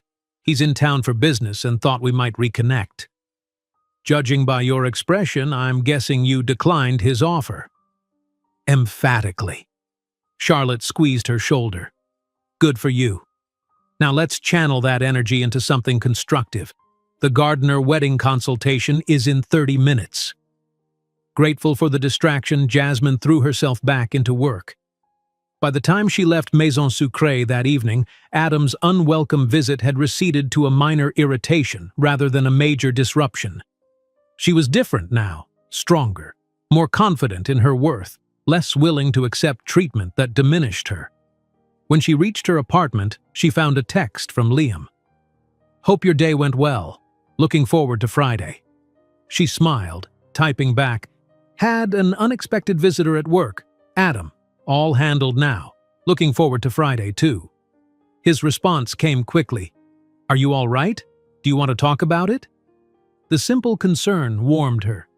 I'm fine. He wanted to reconnect. I declined. I'll tell you more on Friday. I'm here if you need anything before then. Sweet dreams, Jasmine. That night, she slept deeply and woke Thursday morning feeling refreshed and resolute. The confrontation with Adam, though unpleasant, had been clarifying. Final confirmation that she had made the right decision in leaving Seattle and starting fresh. Thursday and Friday passed in a productive blur at Maison Sucrée. The Gardner wedding consultation had gone brilliantly, with the couple choosing an ambitious dessert station featuring elements from both their cultural backgrounds. Charlotte had given Jasmine full creative control over the project, a vote of confidence that didn't go unnoticed by the rest of the staff. By Friday evening, as Jasmine prepared for her second date with Liam, she felt a quiet contentment that had been absent for months. Her career was flourishing. She was building a life in a new city, and she was developing a connection with someone who seemed to value her precisely as she was. Liam picked her up at 7 in the Jaguar again, this time taking her to a small Italian restaurant overlooking the water. The place was cozy rather than opulent, with checkered tablecloths and candles in wine bottles, the kind of authentic neighborhood spot tourists rarely discovered.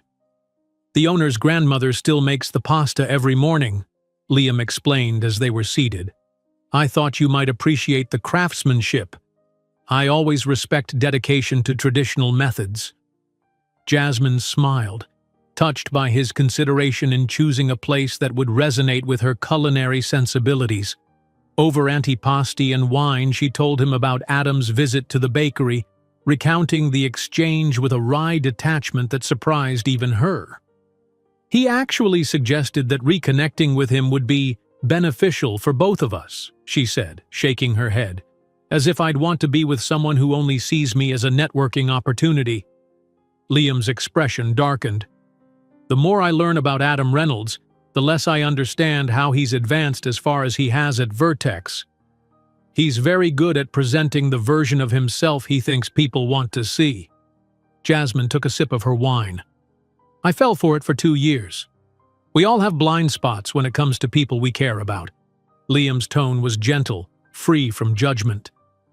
"But for what it's worth, I don't think you fell for anything. I think you saw the best in him, hoped for his potential, and he failed to live up to it. That's on him, not you." His understanding eased something in her chest. "Thank you for saying that. Honestly, as humiliating as the breakup was, I'm starting to see it as a gift. If Adam hadn't ended things, I might never have left Seattle, never taken the position at Maison Sucrée." "Never met me?" Liam suggested with a small smile. "Exactly." She returned his smile. "So in a strange way, I'm grateful for his shallow rejection. It led me here."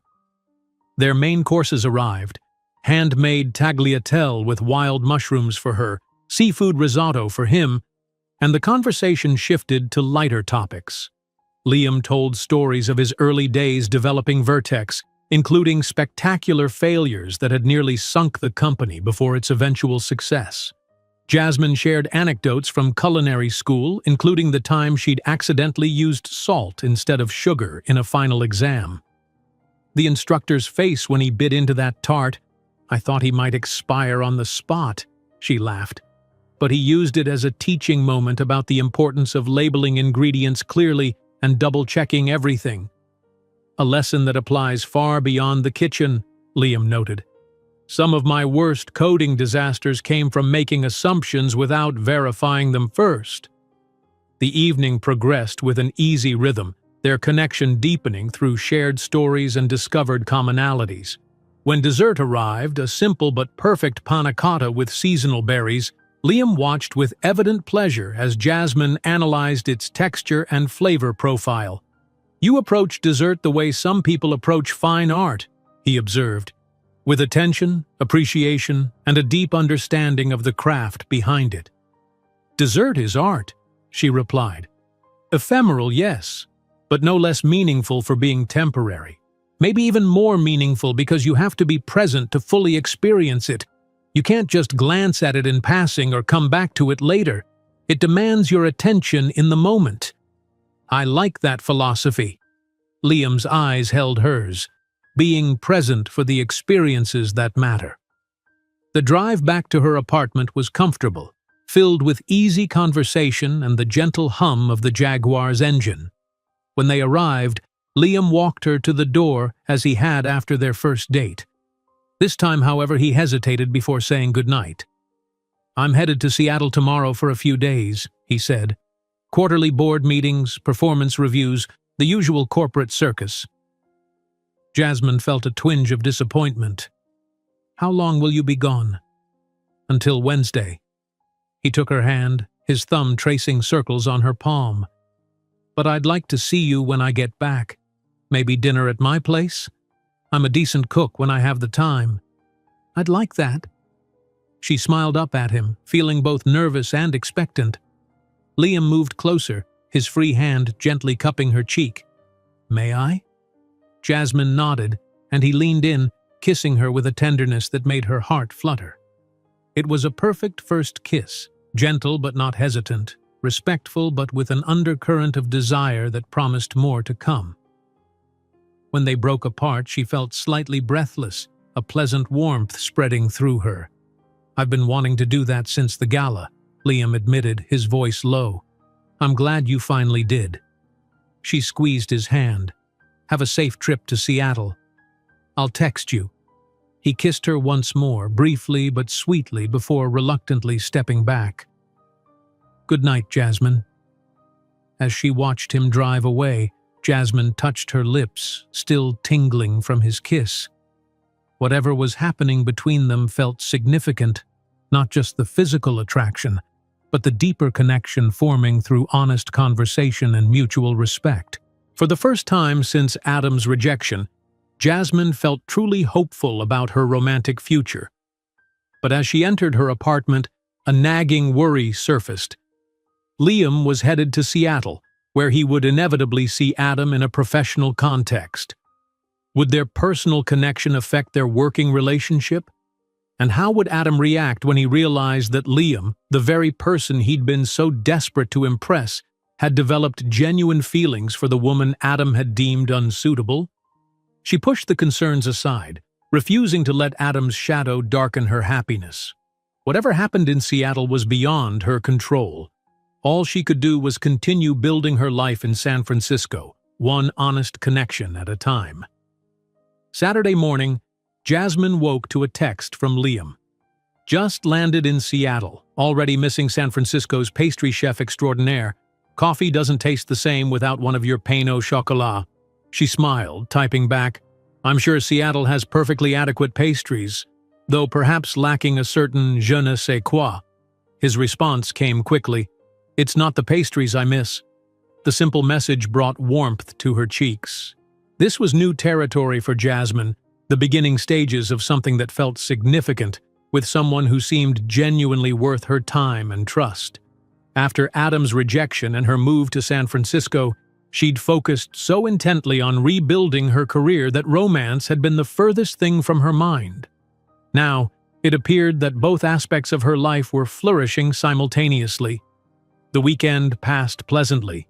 Jasmine experimented with new recipes in her tiny kitchen, caught up on reading, and even met a few of her neighbors at the building's communal garden party.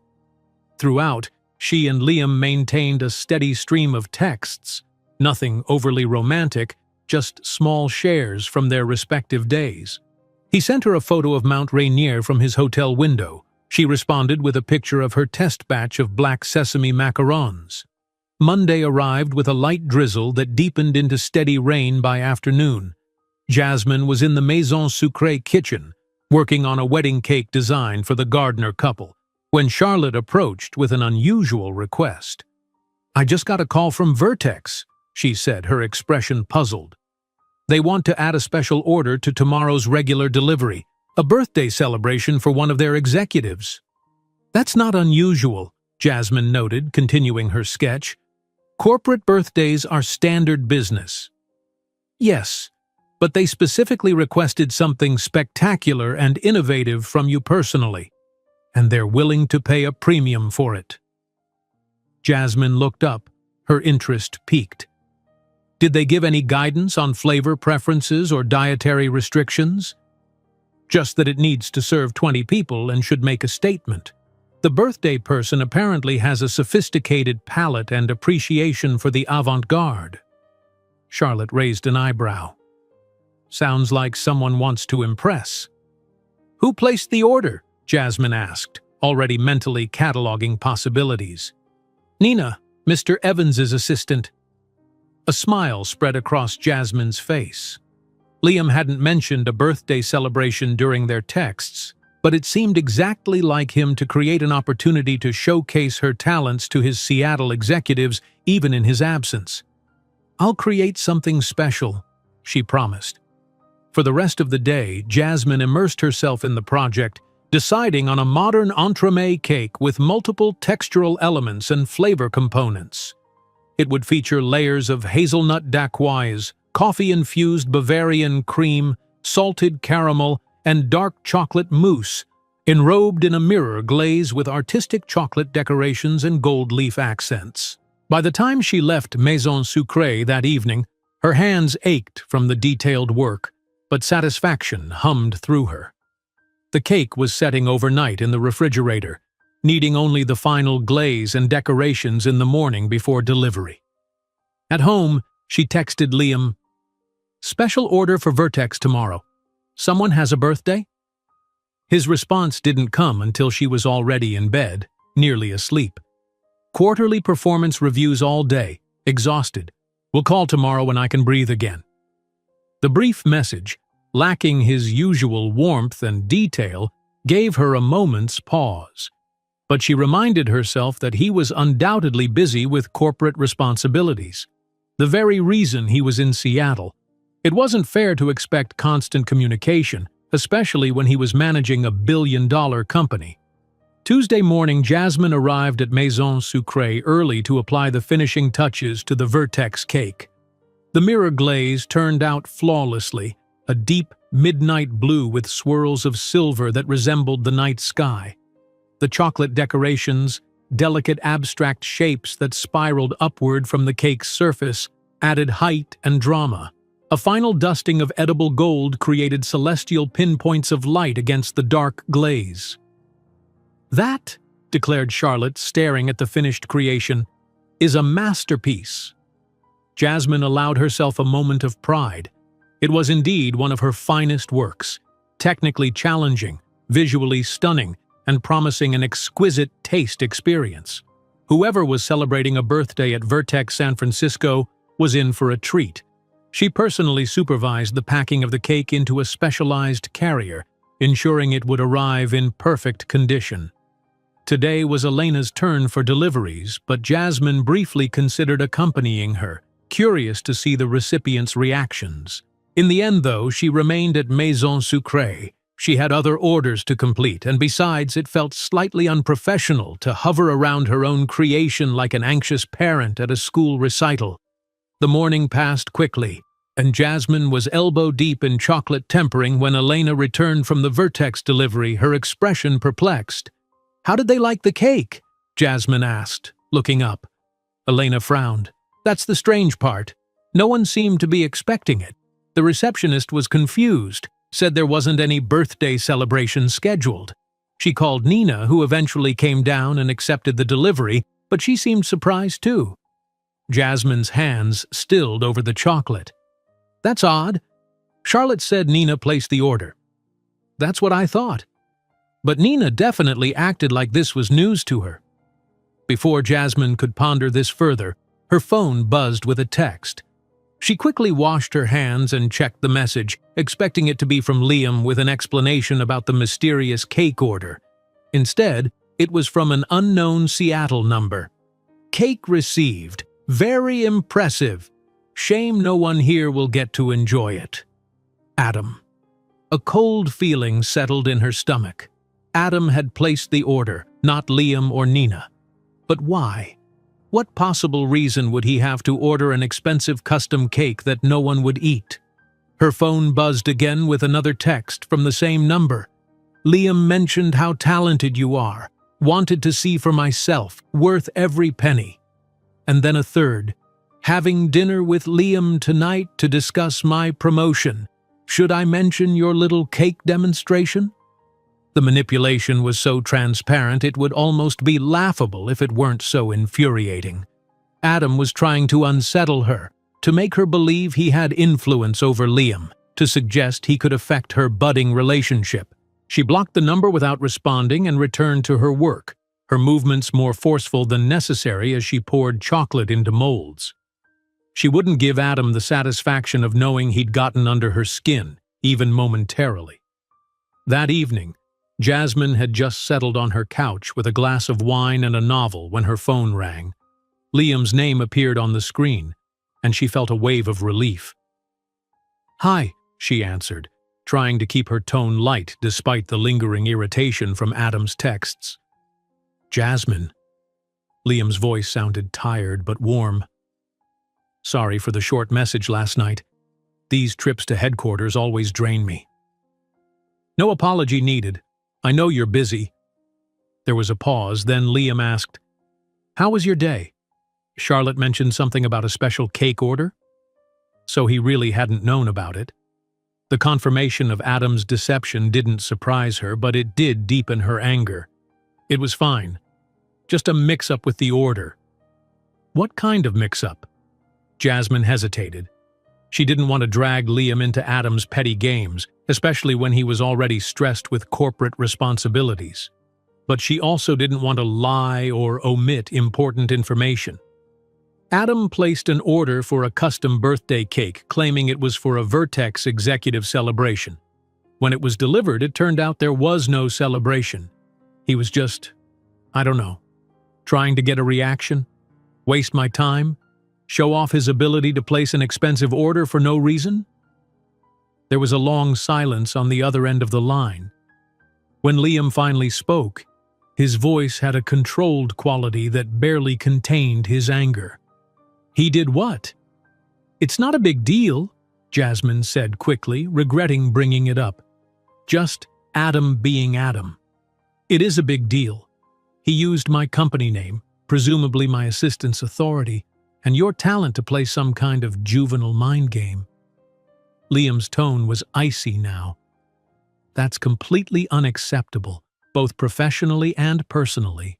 I agree, but did he contact you directly about this? He sent a few texts after the cake was delivered. I blocked his number. What did the texts say? When Jasmine hesitated, he added, "Please, Jasmine, I need to know what I'm dealing with here." She sighed. He implied that he was having dinner with you tonight to discuss his promotion and suggested he might mention the cake demonstration. It was obviously an attempt to make me think he has influence over you or our friendship. First of all, I am not having dinner with Adam tonight or any night. Second, his promotion has been under review, but after this stunt, that review will take a very different direction.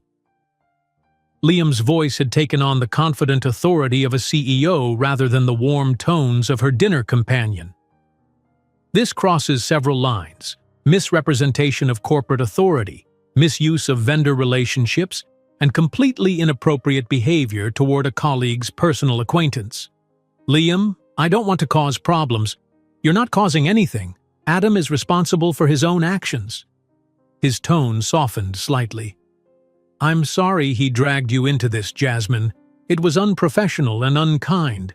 It's all right. I'm not upset, just confused about why he'd go to such lengths. I have some theories, Liam said darkly. None of them reflect well on him. They talked for a while longer, Liam steering the conversation toward lighter topics. The book she was reading, a new restaurant he'd discovered near his Seattle office, plans for when he returned to San Francisco. By the time they hung up, the tension had dissipated, replaced by the warm connection that was becoming familiar between them. As Jasmine prepared for bed, she reflected on the day's strange events. Adam's attempt to unsettle her had failed. Instead, it had revealed more about his character, not just to her, but to Liam as well. Whatever goal Adam had hoped to achieve with his cake scheme had backfired spectacularly. The next morning, Jasmine was arranging a display of fresh croissants when her phone buzzed with a text from Liam. Last day of meetings, then flying back tonight. Looking forward to seeing you tomorrow. P.S. Don't be surprised if you get an official apology from Vertex's HR department today. She was still smiling at the message when Charlotte approached, waving an email printout. You'll never believe this. Vertex just doubled their standing order and added a substantial monthly catering request for their executive lunches. Also, this... She handed Jasmine the paper. It was a formal apology from Vertex's Human Resources Director regarding the unauthorized and inappropriate cake order placed by an employee who had misrepresented corporate approval. The email expressed the company's respect for Maison Sucré's professionalism and Jasmine's exceptional talent, and included an offer to purchase the cake at triple the original price as compensation for the inconvenience. What in the world happened? Charlotte asked, clearly baffled by the sudden corporate attention. Jasmine thought of Adam's smug texts, Liam's controlled anger, and the swift, decisive response that had followed. There was something incredibly satisfying about seeing Adam's manipulative tactics result in consequences rather than the advantage he'd clearly expected. Just a misunderstanding that got cleared up, she said, handing the paper back to Charlotte with a smile, and apparently we've gained a very appreciative corporate client in the process. As she returned to arranging pastries, Jasmine felt a newfound lightness. Adam had once rejected her based on appearance, believing her curves made her unsuitable to be seen with an ambitious executive. Now, that same executive was facing professional consequences while she was being recognized for her talent and treated with respect by the very company he'd been so desperate to impress. Sometimes karma arrived in unexpected packages, like a midnight blue entremet cake with gold leaf accents ordered by the wrong person for all the wrong reasons. Thursday evening, Jasmine stood in her small kitchen putting the final touches on a lemon olive oil cake she'd baked to bring to Liam's for dinner. She'd debated whether bringing dessert to a CEO who could undoubtedly afford the finest pastries in the city was presumptuous, but ultimately decided that sharing her passion was the most genuine gift she could offer. Her phone chimed with a text from Liam. "Just landed. Can't wait to see you. Still on for 7?" She smiled, typing back, "Absolutely. See you then?" As she changed for dinner, Jasmine found herself unusually nervous. Their previous dates had been in public places, restaurants with the comforting buffer of waitstaff and other diners. Tonight would be different, more intimate, more personal, and the thought sent butterflies through her stomach. She chose a deep burgundy wrap dress that flattered her curves without being overtly sexy, paired with comfortable heeled boots and simple gold earrings. Her dark hair fell in loose waves around her shoulders, and she kept her makeup minimal but polished. The reflection that greeted her in the mirror looked confident, warm, and undeniably herself. At precisely 7 o'clock, Jasmine arrived at Liam's Pacific Heights mansion. Rather than the uniformed staff who had managed the gala, Liam himself opened the door, dressed in dark jeans and a charcoal sweater that made his eyes appear even more intensely blue. "Hi," he said, his face lighting up at the sight of her. "Come in." He took the cake box from her hands, peeking inside with appreciation. "You brought dessert? That's like bringing Shakespeare a sonnet." "I figured it's what I do best," she replied with a smile. "And this one's special. My grandmother's recipe with my own twist. I can't wait to try it." He led her through the foyer and into the kitchen, which looked different from the night of the gala, more lived in, with cookbooks open on the counter, music playing softly, and delicious aromas filling the air. "Something smells amazing," Jasmine commented, inhaling deeply. "Coco vin," Liam said, moving to check the oven. "My mother's recipe. I thought we could eat in here if that's all right. The formal dining room feels a bit much for just the two of us." "This is perfect." And it was. The kitchen, despite its professional-grade equipment, had a warmth and intimacy that the rest of the house had lacked during the gala. A small table near the window was set with simple ceramic dishes, linen napkins, and a single candle. "Wine?" Liam offered, removing a bottle from a small wine refrigerator. "It's nothing fancy, just a burgundy I'm fond of." "That would be lovely." As Liam poured the wine, Jasmine noticed subtle changes in his demeanor since Seattle, a slight tension around his eyes, a more measured quality to his movements. She wondered if it was simply the aftermath of stressful meetings or something more specific. "How was the rest of your trip?" she asked as they clinked glasses. Liam took a thoughtful sip before answering. "Productive, in ways I hadn't anticipated. Some situations that needed addressing were brought to light." His diplomatic phrasing made Jasmine smile. Would one of those situations involve a certain cake-ordering executive? It might.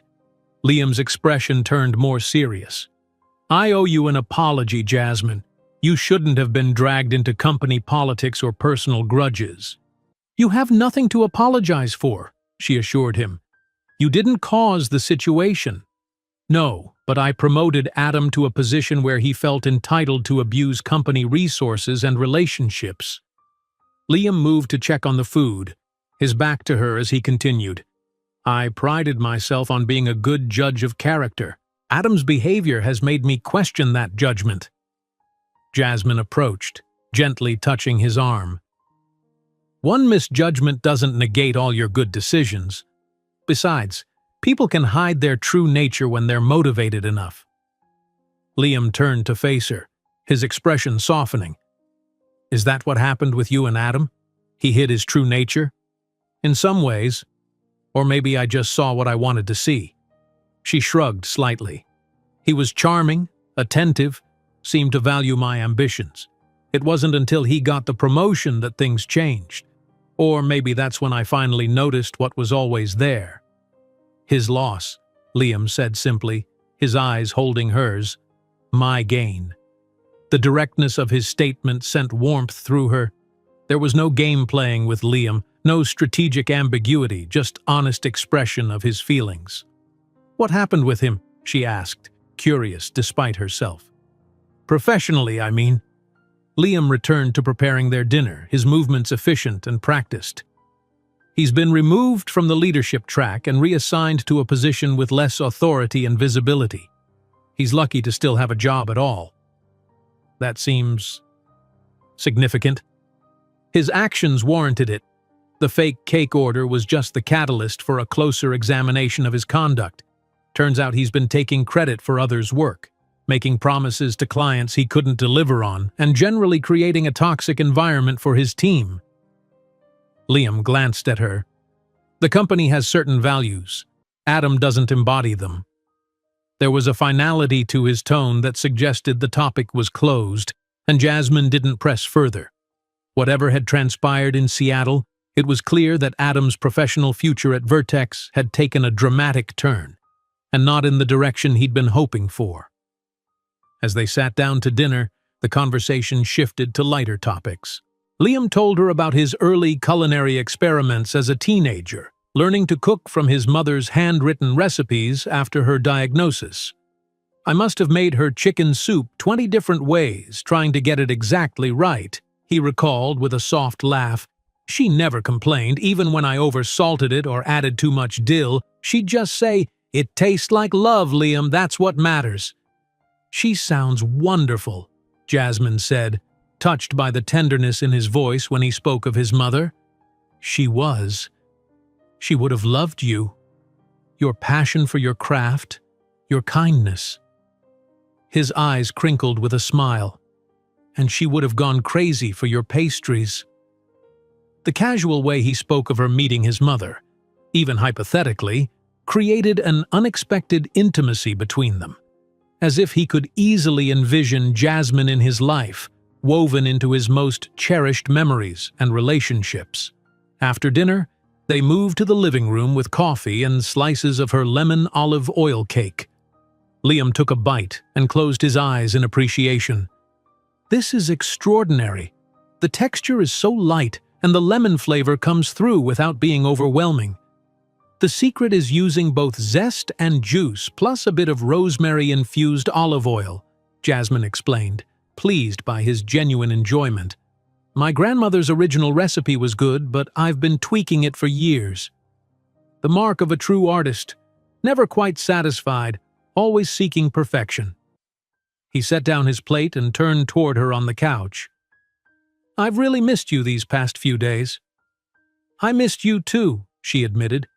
It was surprising how quickly he'd become a significant presence in her life, how naturally they'd fallen into regular communication and genuine connection. I want you to know, Liam said, taking her hand, that what's happening between us, it matters to me. It's not casual or temporary for me. Jasmine felt her pulse quicken. It matters to me too. He leaned forward, kissing her with a tenderness that gradually deepened into something more passionate. This wasn't the careful, almost restrained kiss they'd shared after their previous date. This was a kiss that spoke of genuine desire, of barriers lowering, of possibilities opening. When they finally pulled apart, both slightly breathless, Liam tucked a strand of hair behind her ear. I'm not very good at slow and cautious when something feels this right. Maybe slow and cautious is overrated, she suggested, surprising herself with her boldness. His answering smile held equal parts delight and desire. Maybe it is. The rest of the evening passed in a pleasant haze of conversation, laughter, and increasingly heated kisses.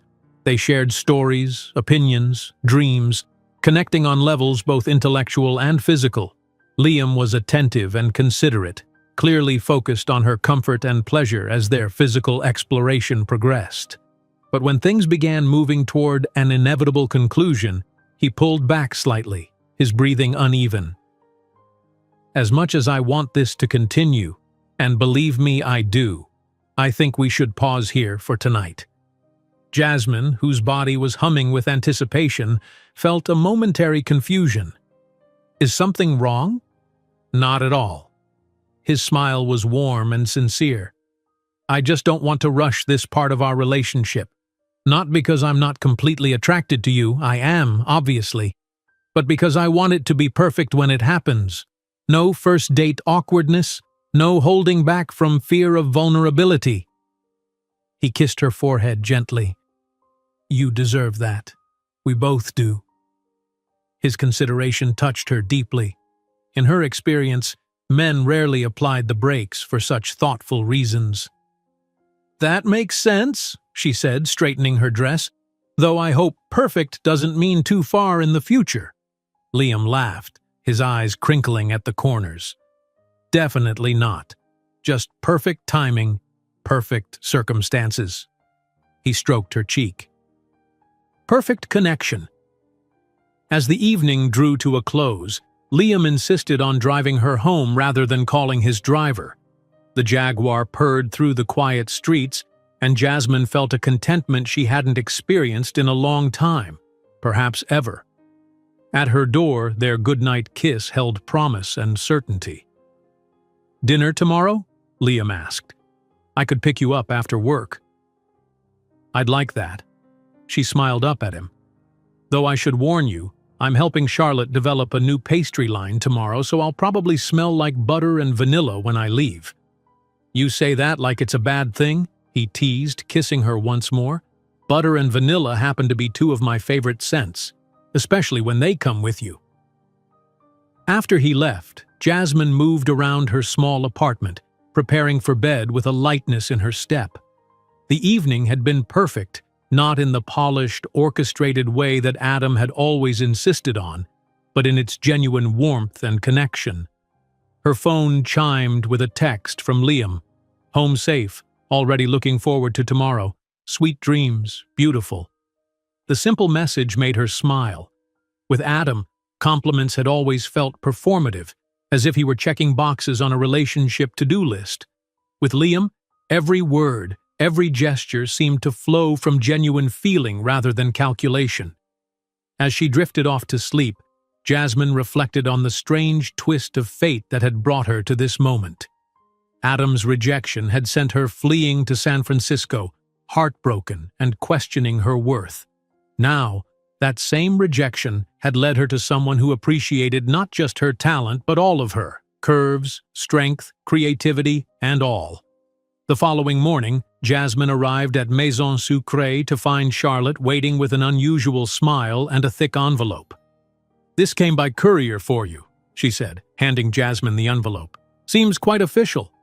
Inside was a formal letter from the San Francisco Culinary Institute inviting Jasmine to be a featured presenter at their annual Pastry Innovation Symposium, one of the most prestigious gatherings in the pastry world. The letter specifically mentioned her groundbreaking flavor combinations and artistic presentations that had captured the attention of the Bay Area's most discerning palates. "This is incredible," Jasmine breathed, scanning the details. The symposium was a career-making opportunity, a chance to showcase her work to industry leaders and culinary journalists from around the country. "You deserve it," Charlotte said warmly. "Your talent is exceptional, Jasmine. It's time the wider world recognized that." As she prepared for the day's work, Jasmine felt a profound gratitude for how her life had transformed in just a few short months. Her career was blossoming, her confidence was growing, and she was developing a relationship with someone who valued her exactly as she was. The pain of Adam's rejection, once so acute it had driven her from her home, now seemed like a distant memory, a necessary hurt that had ultimately guided her toward something far better than what she'd lost. She had been rejected for her curves. But now, Those same curves, and more importantly, the woman who possessed them, had found appreciation, respect, and the promise of something truly lasting. The weeks leading up to the Pastry Innovation Symposium transformed Jasmine's already busy life into a whirlwind of preparation, experimentation, and anticipation.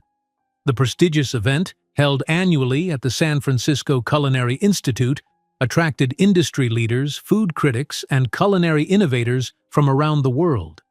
Being invited as a featured presenter was an honor typically reserved for established pastry chefs with decades of experience or celebrity status, not newcomers to the San Francisco scene. "You need to create something spectacular," Charlotte advised during one of their planning sessions, "something that represents your unique voice as a pastry chef." Jasmine nodded, already envisioning possibilities. "I've been experimenting with incorporating unexpected savory elements into traditional desserts. Maybe a black sesame and miso caramel entremet with yuzu jelly? Perfect. Avant-garde but grounded in classical technique." Charlotte's eyes gleamed with excitement. "And we'll feature it at Maison Sucrée the week after the symposium." Between her regular duties at the patisserie and her intensive preparation for the symposium, Jasmine should have been exhausted. Yet somehow she felt energized, buoyed by a sense of purpose and possibility that infused every aspect of her life, including her rapidly deepening relationship with Liam. What had begun as tentative attraction had blossomed into something neither of them tried to downplay or contain. They saw each other almost daily. Dinner at new restaurants he wanted to share with her, quiet evenings at his home where he cooked while she experimented with dessert ideas, weekend mornings exploring farmers' markets hand in hand. Liam had become her most enthusiastic supporter, creating space in his own busy schedule to taste test her symposium creations, offering thoughtful feedback and genuine praise. When she worked late at Maison Sucrée, he would sometimes appear with takeout from her favorite Vietnamese restaurant, sitting quietly in the corner of the kitchen, answering emails while she perfected recipes. "Isn't this boring for you?" she asked one night, glancing up from the complex sugar sculpture she was crafting. "Watching me work for hours?" Liam looked up from his laptop, his expression contemplative. "Actually, it's the opposite. I find it fascinating to watch someone so completely immersed in their craft. Your focus, your precision, the way you lose yourself in the process, it's beautiful." A month into their relationship, they were photographed together at the opening of a new art gallery. Jasmine in a vintage emerald dress that hugged her curves, Liam's hand resting naturally at the small of her back as they laughed together. The image appeared in the society pages of the San Francisco Chronicle with the caption, "Tech titan Liam Evans and acclaimed pastry chef Jasmine Hawkins share a moment at the Pearson Gallery opening." That night, as they walked along the waterfront after the event, Liam brought up the photograph. "I hope you're not uncomfortable with the publicity. Being seen with me sometimes comes with unwanted attention." Jasmine considered this. A year ago, the idea of her image in the society pages would have terrified her. Now it barely registered as a concern. "I'm not uncomfortable. It's just strange to be described as an acclaimed pastry chef when 6 months ago I was just another cook in a Seattle bakery." "You were never just another anything," Liam said, stopping to face her, "and the acclaim is well-deserved." The sincerity in his voice warmed her. She rose on tiptoe to kiss him, no longer self-conscious about public displays of affection. "Thank you for believing in me, even when I was still learning to believe in myself." 3 days before the symposium, Jasmine was at Liam's house, practicing her presentation while he prepared dinner. She had just finished a run-through when her phone buzzed with a text from Mia. "Call me ASAP. It's about Adam." A cold feeling settled in her stomach. She hadn't heard Adam's name in weeks, had almost managed to forget his existence in the happiness of her new life. "Everything all right?" Liam asked, noticing her expression. "I'm not sure. Mind if I make a quick call?" He gestured toward his study. "Take all the time you need. Dinner's still 20 minutes away." In the privacy of the book-lined room, Jasmine called Mia, her heart beating faster than she would have liked. "What's going on?" "Adam's in San Francisco," Mia said without preamble. "Jessica from Belltown saw him at Union Square yesterday. He asked about you, where you're working, if you're still in the city." Jasmine frowned. Why would he care? Last I heard, he'd been demoted at Vertex. That's just it. He's not with Vertex anymore. According to Jessica, he's interviewing with Culinary Quarterly magazine for a food critic position. The implication hit Jasmine like a physical blow. Culinary Quarterly was one of the most influential publications in the food world. Their critics could make or break a restaurant's reputation with a single review. And the Pastry Innovation Symposium, where she would be presenting in 3 days, was exactly the kind of event a food critic would attend. "You think he's going to try to sabotage my presentation?" The idea seemed both far-fetched and entirely plausible given Adam's recent behavior. "I don't know. But it can't be coincidence that he's interviewing for a food critic job right before your big debut, especially after what happened with Liam and Vertex." After thanking Mia for the warning, Jasmine returned to the kitchen, her mind racing with possibilities. Should she tell Liam? Should she be concerned? Was she overreacting to what might be a genuine career change for Adam? "You're a million miles away," Liam observed as they sat down to dinner. "Bad news?" She considered deflecting but decided on honesty. "Adam's apparently in San Francisco interviewing with Culinary Quarterly for a food critic position."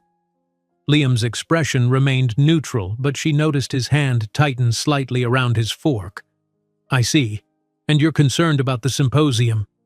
Is that paranoid? To think he might try to undermine me somehow? Given his recent actions, I don't think it's paranoid at all." Liam set down his fork. "But I also don't think you should worry. Your work speaks for itself, Jasmine. No one, not even a vindictive ex with a potential platform, can change that." His confidence in her was steadying, a reminder that she wasn't facing this alone. "You're right. I'm not going to let the possibility of Adam's presence affect my preparation or my presentation." "That's my girl," Liam smiled, reaching for her hand. "Besides, I'll be there too. Front row." The morning of the symposium dawned clear and bright, a perfect San Francisco spring day. Jasmine had spent the night at her own apartment, wanting space for final mental preparation and a full night's sleep. Liam had respected her need for solitude, sending only a simple good morning text. "Today is your day to shine. I'll be there cheering you on, beautiful." The San Francisco Culinary Institute's auditorium was already filling when Jasmine arrived 2 hours early to set up her station. Her presentation, titled "Crossing Boundaries: The Integration of Savory Elements in Contemporary Pastry," would include not only a theoretical discussion of flavor profiles, but also a live demonstration of her black sesame and miso caramel entremet, culminating in tastings for the audience. As she meticulously arranged her ingredients and equipment, Jasmine caught sight of a familiar figure entering the auditorium. Adam, dressed in a tailored suit that screamed, "Trying too hard," was scanning the rows of seats with an air of calculated casualness. Her heart rate accelerated, but she forced herself to continue her preparations calmly. She was not the same woman he had rejected in Seattle. She would not allow his presence to undermine her confidence or disrupt her focus. An hour before the event officially began, as industry professionals and culinary students began filling the auditorium, Charlotte arrived with the rest of the Maison Sucrée team, all wearing chef's whites with the patisserie's logo. "Your cheering section has arrived," Charlotte announced with a smile. "Also, we've brought backup ingredients just in case, and look who I found outside." Mia stepped forward, grinning widely. "Surprise! Did you really think I'd miss your big debut? I caught the first flight this morning." Tears pricked at Jasmine's eyes as she hugged her best friend. "I can't believe you're here." "Are you kidding? I wouldn't miss this for the world." Mia stepped back, taking in Jasmine's chef's whites and confident stance. "Look at you, about to conquer the culinary world while looking absolutely gorgeous. A certain ex-fiancé is going to be eating his heart out. I don't care about him. Jasmine said truthfully. "This isn't about proving anything to Adam. It's about sharing my passion with people who understand and appreciate it." Mia's expression softened. "I know. That's why you're going to be amazing." As the start time approached, the auditorium filled completely. Jasmine spotted Liam slipping into a seat in the front row, his presence a steady anchor amid her pre-presentation nerves. Adam was seated toward the back, notepad in hand, affecting the serious demeanor of a professional critic. The symposium director introduced Jasmine with glowing praise, highlighting her innovative approach and rapid rise in San Francisco's competitive culinary scene. As she stepped onto the stage, the lights momentarily blinding her, Jasmine felt a surge of gratitude for the journey that had brought her here, even the painful parts. Her presentation flowed naturally, her voice steady and passionate as she discussed the philosophy behind her approach to pastry. The live demonstration went flawlessly, her hands moving with practiced precision as she built the complex entremet layer by layer. When she finally unveiled the finished creation, a glossy, architectural marvel with delicate chocolate decorations, the audience broke into spontaneous applause. As attendees lined up to taste samples and ask questions, Jasmine noticed Adam making his way toward her station, that familiar calculating smile on his face. But before he could reach her, Liam appeared at her side, his presence both protective and celebratory. "That was extraordinary," he said, his pride evident in every word. "You had the entire room captivated." Adam stopped short, his expression souring as he took in the scene. Jasmine, radiant in her success. Liam, openly adoring beside her. The crowd of culinary professionals eager to speak with her. Whatever he had planned to say or do dissipated in the face of this reality. Their eyes met briefly across the crowded stage. Jasmine saw a flicker of something in his expression. Perhaps regret, perhaps mere frustration at finding his former fiancé thriving beyond his reach. She offered a small, polite nod before turning her attention back to an enthusiastic culinary student asking about temperature control in mirror glazes. When she glanced up again a few minutes later, Adam was gone. The remainder of the symposium passed in a blur of professional connections, insightful conversations, and genuine appreciation for her work. By the time the event concluded late that afternoon, Jasmine had received 3 job offers, an invitation to judge a national pastry competition, and a proposal from a publisher interested in a cookbook focused on her savory sweet fusion concepts. "I'd say that was a successful day," Charlotte commented as they packed up her station.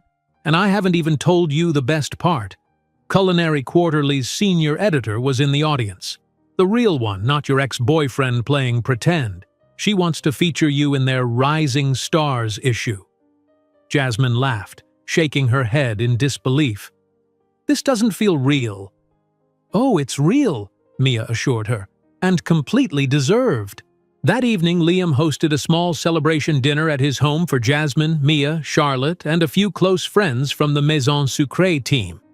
As they toasted her success on his terrace overlooking the Golden Gate Bridge, Jasmine felt a profound sense of belonging, not just to this place or these people, but to herself. Later, after the guests had departed, Jasmine and Liam lingered on the terrace, wrapped in the comfortable silence of shared contentment. "I saw Adam approach during the symposium," she said finally. "Thank you for appearing when you did." Liam's arm tightened around her. "I wasn't trying to intervene. I just couldn't wait another moment to tell you how incredible you were." "I know." She smiled up at him. "And that's why it meant so much."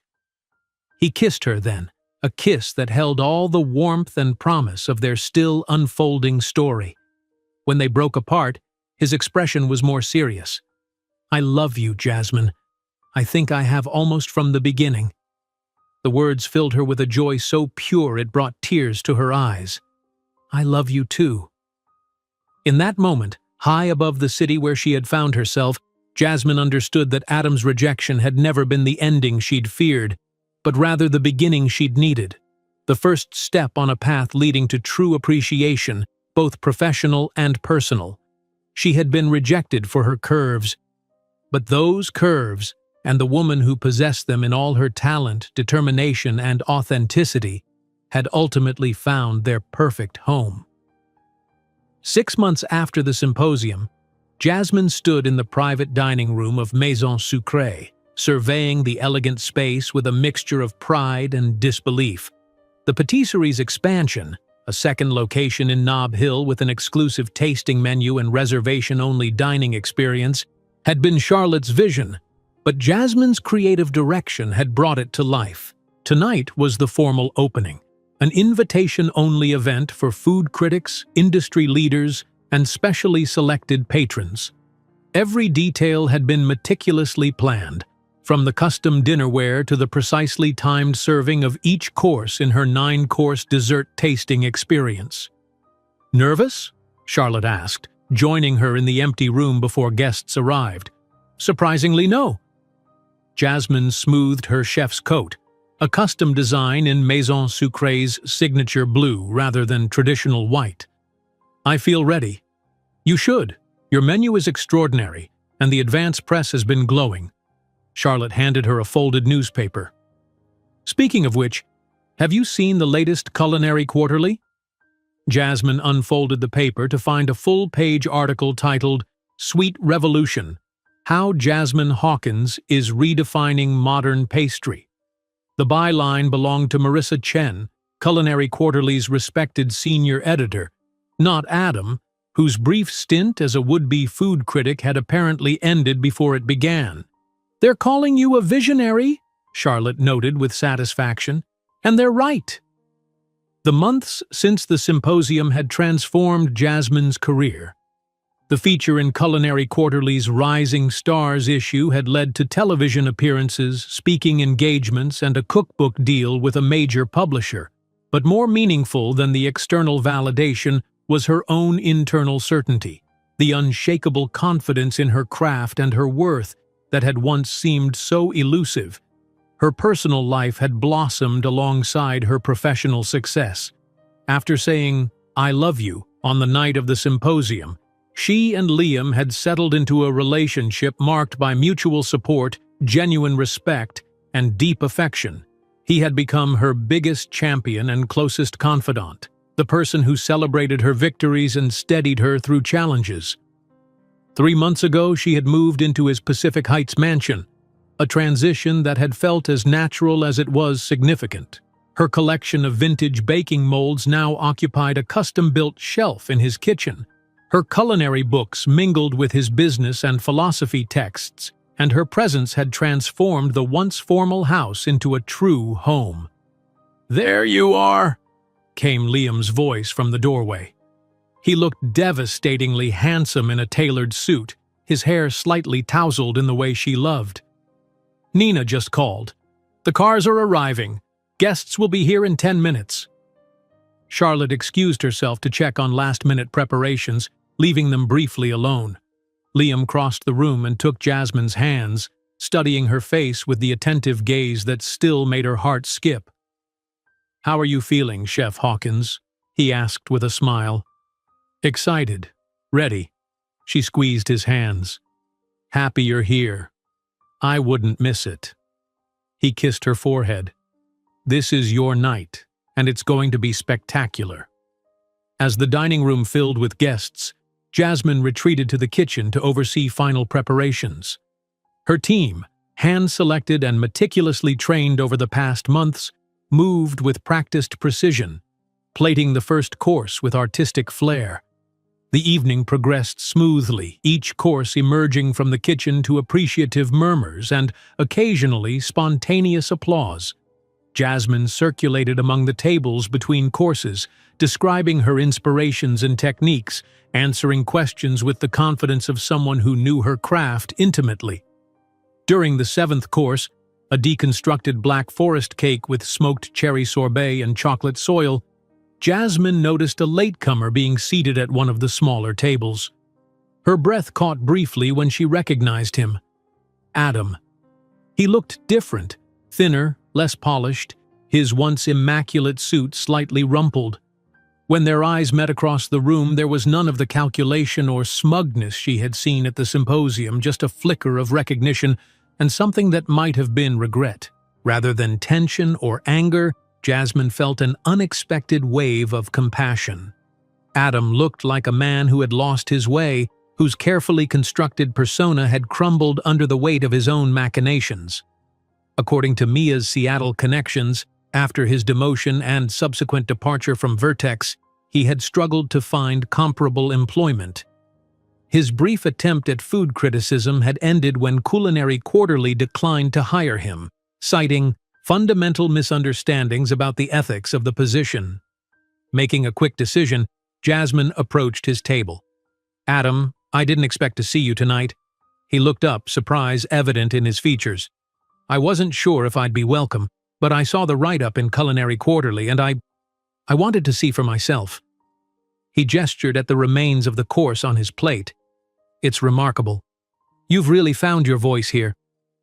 The compliment seemed genuine, free from the ulterior motives that had colored their final interactions. "Thank you. That means a lot." "Jasmine, He faltered, then continued with visible effort. "I owe you an apology. For everything. How I ended things. How I behaved afterward. I was wrong. And I'm sorry." The words she had once longed to hear now washed over her with surprising gentleness, neither reopening old wounds nor triggering lingering resentment. That chapter of her life was truly closed, the pain transmuted into growth, the rejection into redirection. "I appreciate that, Adam. I hope you find what you're looking for." As she turned to continue her rounds, he spoke again. "You look happy. Truly happy." Jasmine smiled, glancing toward Liam, who was engaged in animated conversation with a renowned food photographer. "I am. I found where I belong." By the time the final course was served, her signature lavender honey tartlets, reimagined as a plated dessert with honey foam, lavender ice cream, and hand-painted chocolate decorations, the evening had taken on an almost dreamlike quality. The dining room buzzed with appreciation, critics made notes with expressions of deep consideration, and several chefs from Michelin-starred restaurants offered heartfelt congratulations. When all the guests had departed except for their closest friends, Jasmine finally allowed herself to relax, slipping off her chef's clogs and accepting a glass of champagne from Charlotte. "To Maison Sucrée Nob Hill," Charlotte toasted, "and its brilliant executive chef." The title, newly official as of that evening, still sent a thrill through Jasmine. Charlotte had offered her the position 2 weeks earlier, along with a partnership stake in the business. At 32, Jasmine had achieved a level of success that once seemed impossible, and not merely in spite of the journey's painful beginnings, but because of them. After the celebration wound down, Liam drove them home, the night air cool and refreshing after the heat of the kitchen. They walked hand in hand through their house. She still marveled at thinking of it as theirs, and out onto the terrace where they had first shared their feelings. The Golden Gate Bridge was illuminated against the night sky, a steady presence in a city of constant change. Jasmine leaned against the balustrade, breathing in the scent of night-blooming jasmine from the garden below. "You were magnificent tonight," Liam said, coming to stand beside her. "Watching you in your element, confident, passionate, completely yourself. It's a privilege." "I couldn't have done it without you," she replied, turning to face him. "That's not true." His smile was gentle but firm. "You would have found your way regardless. Your talent, your determination, they were always inside you. I just had the good fortune to recognize them." She thought back to their first meeting in the Vertex conference room, how he had truly seen her even then, appreciating both her skill and her beauty without qualification or condition. "Do you ever think about how different things might have been?" she asked. "If Adam hadn't ended our engagement, if I hadn't left Seattle, if Charlotte hadn't hired me?" "I try not to dwell on what-ifs," Liam replied thoughtfully. "But I do believe some people are meant to find each other, even if the path isn't straightforward." He took her hand, his expression suddenly more serious. "Speaking of paths." Reaching into his pocket, he withdrew a small velvet box. Jasmine's heart began to race as he opened it to reveal a ring, a stunning sapphire surrounded by diamonds, vintage and elegant. "This was my mother's," he said, his voice soft with emotion. "She told me to give it to someone extraordinary, someone who brought light and joy into my life, someone I couldn't imagine living without." He dropped to one knee, still holding her hand. "Jasmine Hawkins, will you marry me?" Tears filled her eyes as she nodded, too overwhelmed for words at first. "Yes," she finally managed. "Yes, of course." As he slipped the ring onto her finger, a perfect fit, like so many aspects of their relationship, Jasmine felt the completion of a circle. She had come to San Francisco broken by rejection, uncertain of her worth, searching for a fresh start. She had found not only professional success beyond her dreams, but also a love that celebrated rather than diminished her. "It's beautiful," she said, admiring how the sapphire caught the light. "My mother would have loved you," Liam said, standing to gather her in his arms. "Your passion, your resilience, your incredible heart, and yes, your chocolate soufflé." Jasmine laughed, resting her head against his chest, listening to the steady beat of his heart. "I wish I could have met her." "In some ways, you have. She shaped who I am, taught me what matters." He tilted her chin up gently. "She taught me to recognize true beauty when I see it." Later that night, as they lay tangled together in the peaceful darkness of their bedroom, Jasmine thought about the strange, winding path that had led her here. Adam's cruel words, "You're too curvy for me," had once cut so deeply. Now they seemed not only false but irrelevant, the misguided judgment of someone who had been too shallow to recognize her worth. Her curves remained, proudly and unapologetically part of her, but they no longer defined her in her own eyes or anyone else's. They were simply one aspect of a woman who was also strong, talented, passionate, and loved, deeply, truly loved, for the complete person she was. In the morning, she would wake to continue building the life she had created for herself, developing new recipes, planning their wedding, nurturing relationships with the people who mattered most. She would face challenges, certainly. Success brought its own complexities, and life offered no guarantees. But she would face them as her authentic self, with the confidence that came from knowing her own value. The engagement ring caught a sliver of moonlight as she drifted toward sleep, its sparkle a reminder of promises made and possibilities yet to unfold. Whatever the future held, Jasmine knew one thing with absolute certainty. She was exactly where she was meant to be, exactly as she was meant to be. The rejection that had once seemed like an ending had been merely the first step on a journey to something far better than what she had lost. A journey to true acceptance, genuine love, and the sweetest kind of happiness. If you enjoyed this story, don't miss the next one. Just click on the screen.